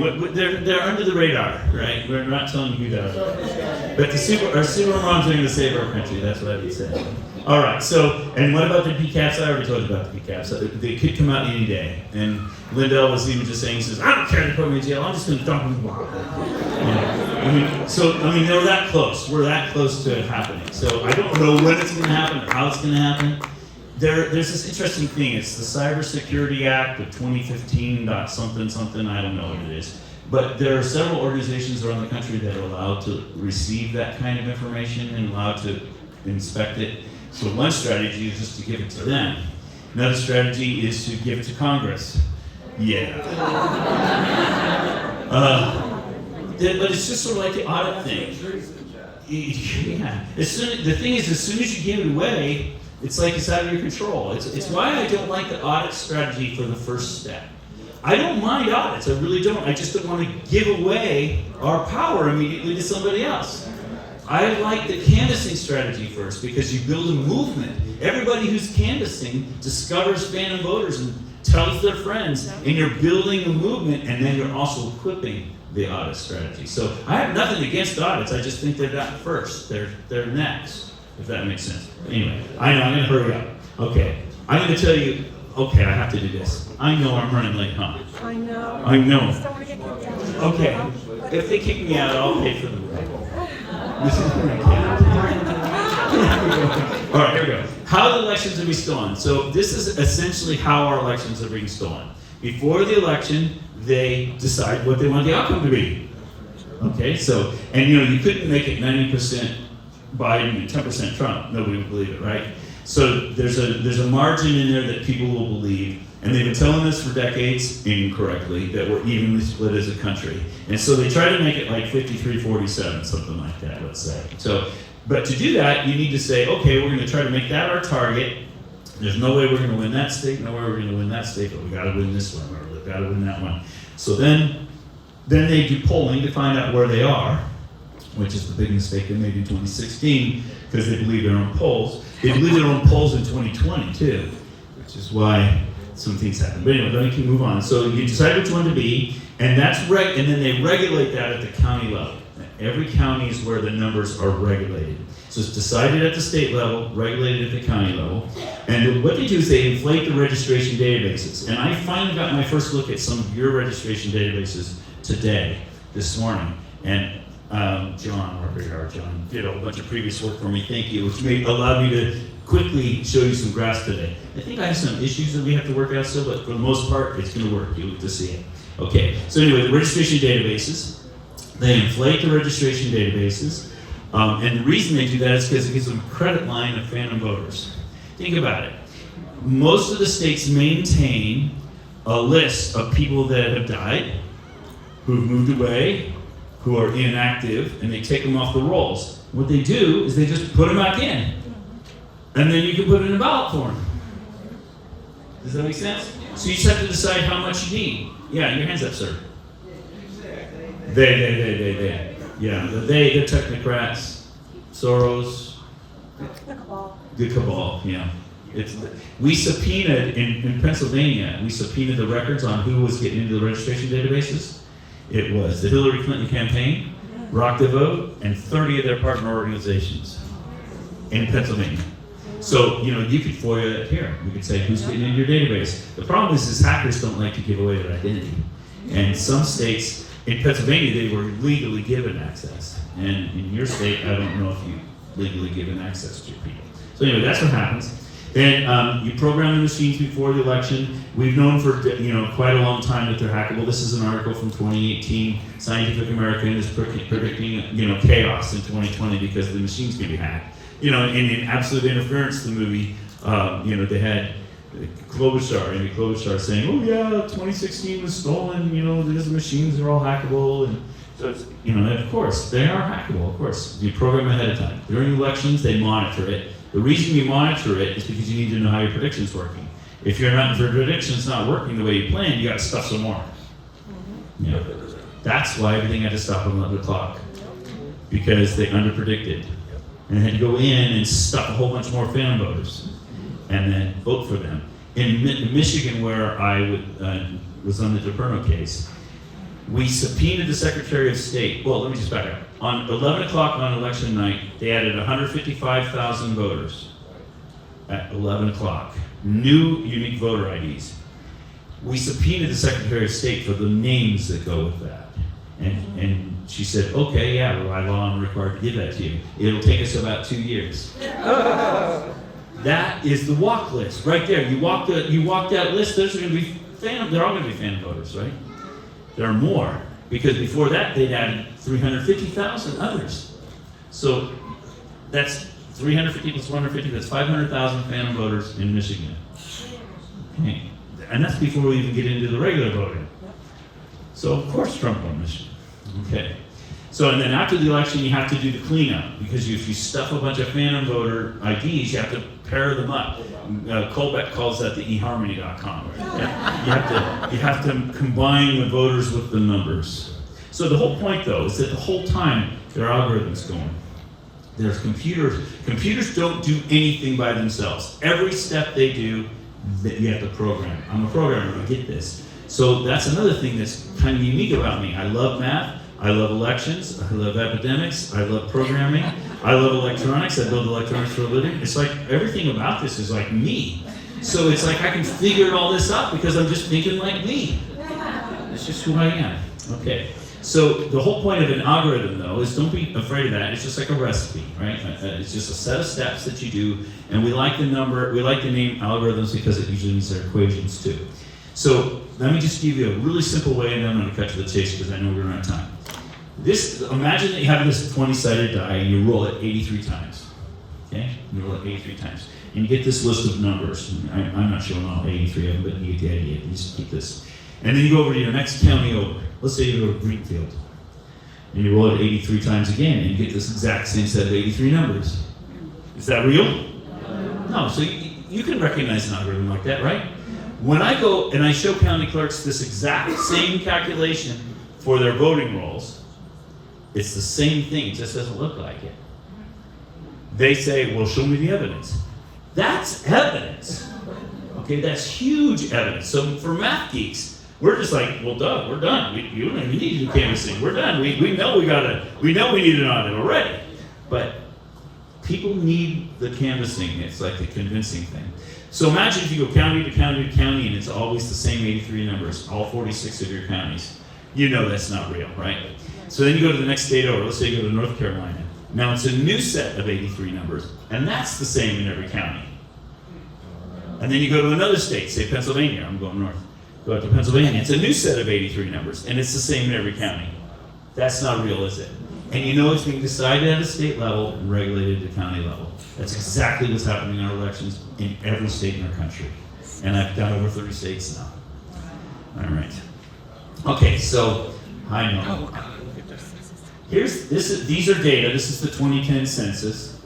And this is from the Census Bureau. What they do is they just show you that first year, because that's the last time we had a detailed census. And then what the census does is it just shifts it 1 year every year. These are their estimates. And you notice that they also attenuate this side for people passing away. So that's how the census works. Now here's a real county, Pennsylvania District 4. And you notice that you've got how many thousands of people of each age, by age. And then if you take out the kids, and you shrink it a little bit because not everybody over 18 can vote, some felons and some foreigners. And you add, this is who's registered to vote in Pennsylvania District 4. And that was a big warning sign to me. When I first saw this, I was like, 98% of people are registered. If you go knock on doors in Pennsylvania District 4 and say, are you registered to vote? Are you registered to vote? And you go door to door, it's about 65% or 70% of people are registered to vote. Not 98%. Okay? Here's who supposedly voted in Pennsylvania District 4. And every time I show this, people are like, wait a minute, Dr. Frank, this looks like really similar. Yeah, I thought so too. And so I noticed that if you multiply that black curve by one number, 86%, that it looks a lot alike, and that's a clue. That's a clue, right? So this was me figuring out something's not right about this. There's this number called the correlation coefficient, 0.994. It's one of the ways that I write automatic routines that go through the data and find stuff. And when you find high correlations, you chase them down. And I found this high correlation. I was trying to figure out what it is. Correlation coefficient, R, it's a number. It tells you how well one set of data predicts another set of data. So if you have a 1, that means that if I give you one number, I can exactly predict another number. If it's 0, that means if you give me one number, the other number is completely random. I can't predict it at all. Or if it's -1, that means that when one goes up, the other one goes down. They're inversely correlated. But what you just need to remember is this one. Because just about everything I'm doing, I can predict just about everything. And I shouldn't be able to do that. Okay. And by the way, in social sciences, R values are around 0.6, 0.7. typically in social sciences. Anything to do with people is very unpredictable. You know, people are unpredictable. All right. So let's go back to Pennsylvania District 4. Pennsylvania District 4, this is actually the census now I'm showing you, but I have it sized in the same size as Pennsylvania District 4. I took a picture of your mother and I shrunk it. Okay, so it's the census, this is shrunk. And I'm going to shift it 10 years to the right because it's 10 years later. 10 years later, it's not 2010 anymore, just like the census does, and I include the mortality just like the census does, and here's who's registered to vote in Pennsylvania District 4. And that's when I realized, of course, think about it. If you're going to add people to a registration roll, you're going to just add 1,000,000 60-year-olds? No, it would stick out. You have to have something to compare to. What are you going to compare to? The census, of course. It's the best example you have. So the algorithm is just simply filling up the county by county until it hits the census value. And I played a game for a while where I would back calculate the census from every county. It was just to test if my theory was working. So anyway, I just wanted you to see that's how I figured this out. And if I hadn't, by that census graph I showed you, here's another list of divine appointments. Let's go back to that thing. Come on, baby. Where are you? Maybe, you know what? It comes up again in a minute. I don't remember. Let me just tell you. I was teaching the census, the 2010 census, to my kids in September. Right before I started analyzing the data. So that was fresh in my mind. If I hadn't been teaching that, I probably wouldn't have even thought of it. That's another one of divine appointments. Okay, so sorry, move on here. Okay. Oh, yeah, there it is. See, look at the date on that. September 24th of 2020, I was teaching the census. Now this is a pretend county. This is not a real county. I'm going to create a pretend county. 1,275 people, just, you know, it's like 15 people of every age, and then people begin to pass away. Okay? So if you take out the kids, you have exactly 1,000 people. That's why I picked that funny number, because now I get an easy number. 1,000 people. My super moms are always saying, make the math easy, Dr. Frank. So let's assume a certain percentage of them are registered to vote. And I remember when I first showed this to one of my friends, he's a political guy, he worked for Newt Gingrich for 30 years, and I showed this to him in February, and he was saying, this is a horrible example, Dr. Frank. He called me Doug. Why? Well, because no districts are registered 87%. They're all between 60 and 70%. Boy, did he have a surprise. And so, and then this. So here, this is a pretend county. You've got the population, you've got who's registered, and then you've got who votes. Get the idea? But you notice that each one of them is a percentage of the other. So if you knew the blue curve, you could get the red curve. If you knew the black curve, you could get either curve. In other words, if you know any one, you can get all the others. That's how I did Ohio. Once I knew the shape of the curve, I predicted all the counties. Starting from the census. I didn't even know who was registered. See how that works? Okay, good. Here's Hamilton County. I'm going to jump ahead. Coming around out of time. We were warned. Here's October of 2020. Judicial Watch said there are 353 counties in the country that have more people registered than that people. We were warned, and we were affluenza. At the Cyber Symposium, I met this guy, Kurt. He heard the talk and he came running up to me afterwards. Dr. Frank, he says, I predicted what you found. This article was written in 2010. Will the 2010 U.S. Census data be used to fraudulently register voters? He predicted 10 years ago what I found. And so it was fun. He and I got on a TV interview together, and we just had the best time. He's a geek like me. I'm going to jump ahead. I can show you so much stuff. It's so fun. I've been working full time on this for a long time. The key idea to realize is that this is another county. This is Hamilton. Is if I multiply the black curve by 86%, you notice it fits pretty well. But I don't have to just use one number. I could use a different number for every age. And if I use a different number for every age, that's 83 numbers. 18, 19, 20, 21, 22, 23, 20, all the way up to 100. That's 83 numbers. That's why I use the dice rolling 83 times, right? That's a different percentage for every age. And if I do that, we would call that the registration key. Okay, and the thing about that's interesting, is, by the way, this is me using that key to predict Hamilton County, but I didn't use Hamilton County to get my key. But I'm going to show you your own state. This is what the key looks like. And this is another big surprise, because it shouldn't be a perfect function. It shouldn't be a smooth function. It should be random. It has to do with people. So as soon as I saw that, I'm a physicist. What do? We look at data, we make models, we test models. It's a model. In fact, it's a 6th-order polynomial. And we use them all the time in science and all kinds of things. In fact, I taught a class for girls. It was called Math for Girls. It was a homeschool class. And the super mom who put it together, because all homeschool moms are super moms, she put the class together. She got me 6 girls, high school girls from the community, were all homeschooled, and they were all bad at math. And she said, will you please teach these 7 girls math? I had the best time with them. One of them got a math minor. The first thing we did for the first 2 weeks is we wrote a polynomial to learn how to pick a husband.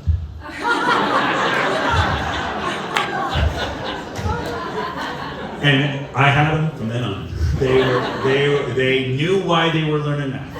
And the whole rest of the year, we just, every piece of math we learned, we immediately applied. And because the girls always say, why are we learning this? Right? They always say that. You know, guys will say dutifully, okay, I have to learn this because I know I need it later in life for something. Yes, I know. But girls are like, nope, I want to know why I'm learning this. I want to know now.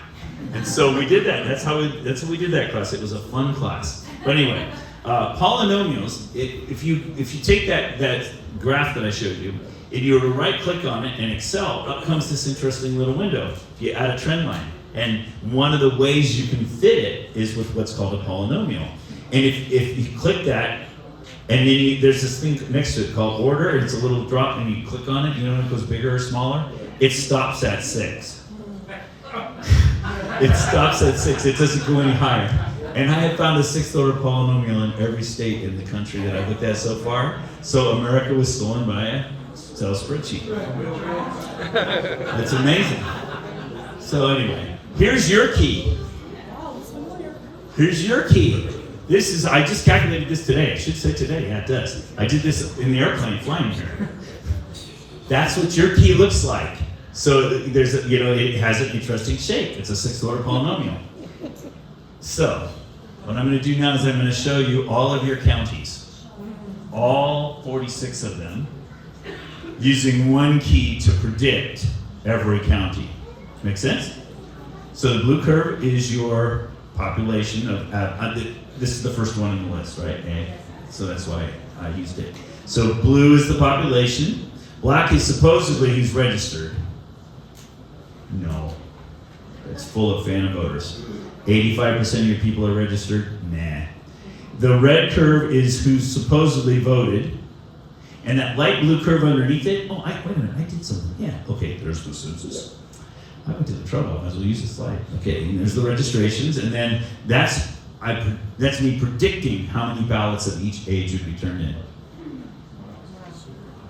And then the red curve is how many ballots were actually recorded. And then there's this interesting number over here, R. And you notice that I'm predicting Abbeville County, South Carolina, with a correlation coefficient of 0.998. That's essentially perfect, yeah. I should be able to do that. So with one key, I'm going to run all of them now. You ready? All right, so I think it's just going to start. And it's going to be 1 second per slide. I think I started it. Maybe not. Okay, here. There I started it. Let's pause this for a second. Yeah, there we go. And you notice some of these are like ridiculous. Every county. And what you can notice is sometimes the black line's going above the blue line. And also the R's are all stupid good. There's going to be 4 counties in here that I think my data are incomplete. We'll have to figure that out with my data guys. Like that. I think I don't have everybody in there. Yeah, I don't think everybody, that was Horry. I don't think I have everybody in there. Are you getting the idea? Every county. I shouldn't be able to do that. Why can't I do that? Because it's an algorithm that's stuffing ballots based upon a predetermined limit. So it just stuffs it right to the limit every time. All right. So this is a table of summary of that, of all 46 of your counties. And I noticed when I looked that there are 4 counties there's something wrong with. We got to look at that data guy.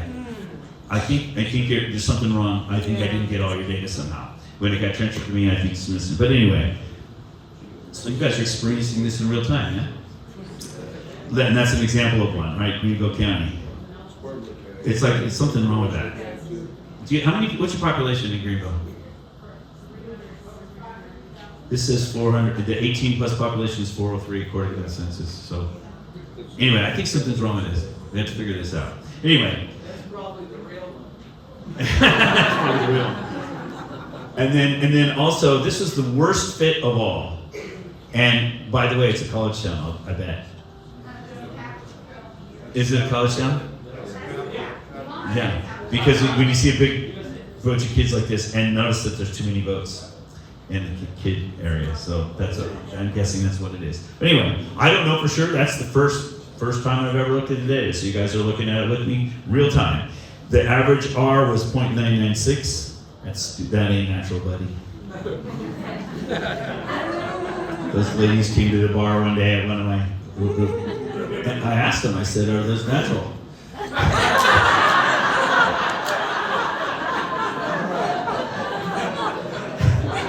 They said they were. Okay. So what's the solution? We have to go primitive. Your centralized records are hackable. And mail-in votes are especially hackable. We need single-day in-person elections. I'm going to rush through this because I don't need to tell you guys. I think you guys basically get it. The idea is we have to vote Amish. All paper, no electricity.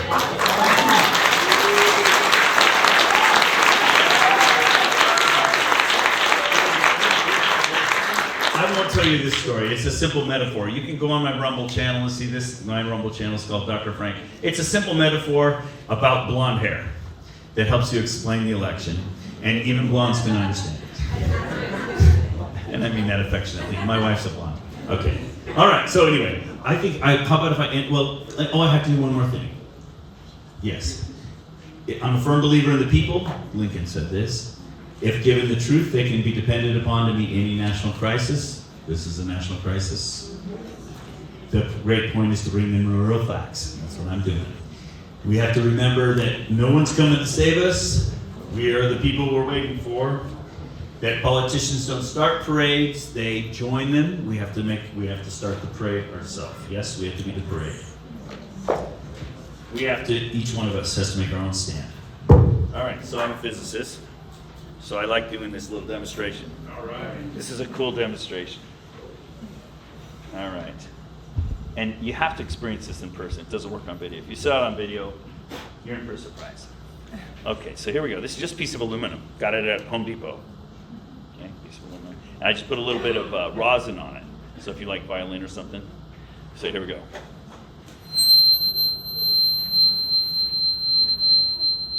See, look at her mouth. See? Now, you're covering your ears, huh?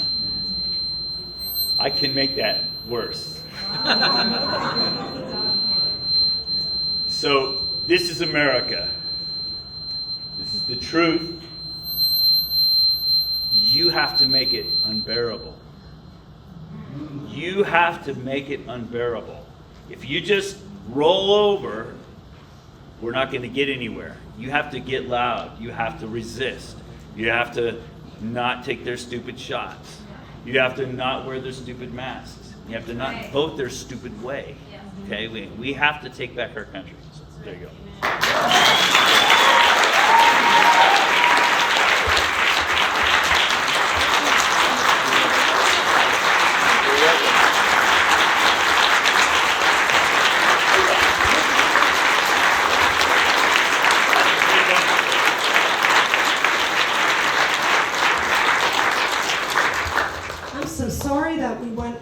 The time, but it was worth it, right?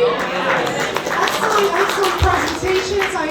I thank you guys for all hanging in there because I know it was a long night, but I hope you thought it was worth it. And have a safe time getting back home. And if you have any questions about the affidavits or anything, just see me, but otherwise just leave them in the back in the piles. Thank you so much, everybody.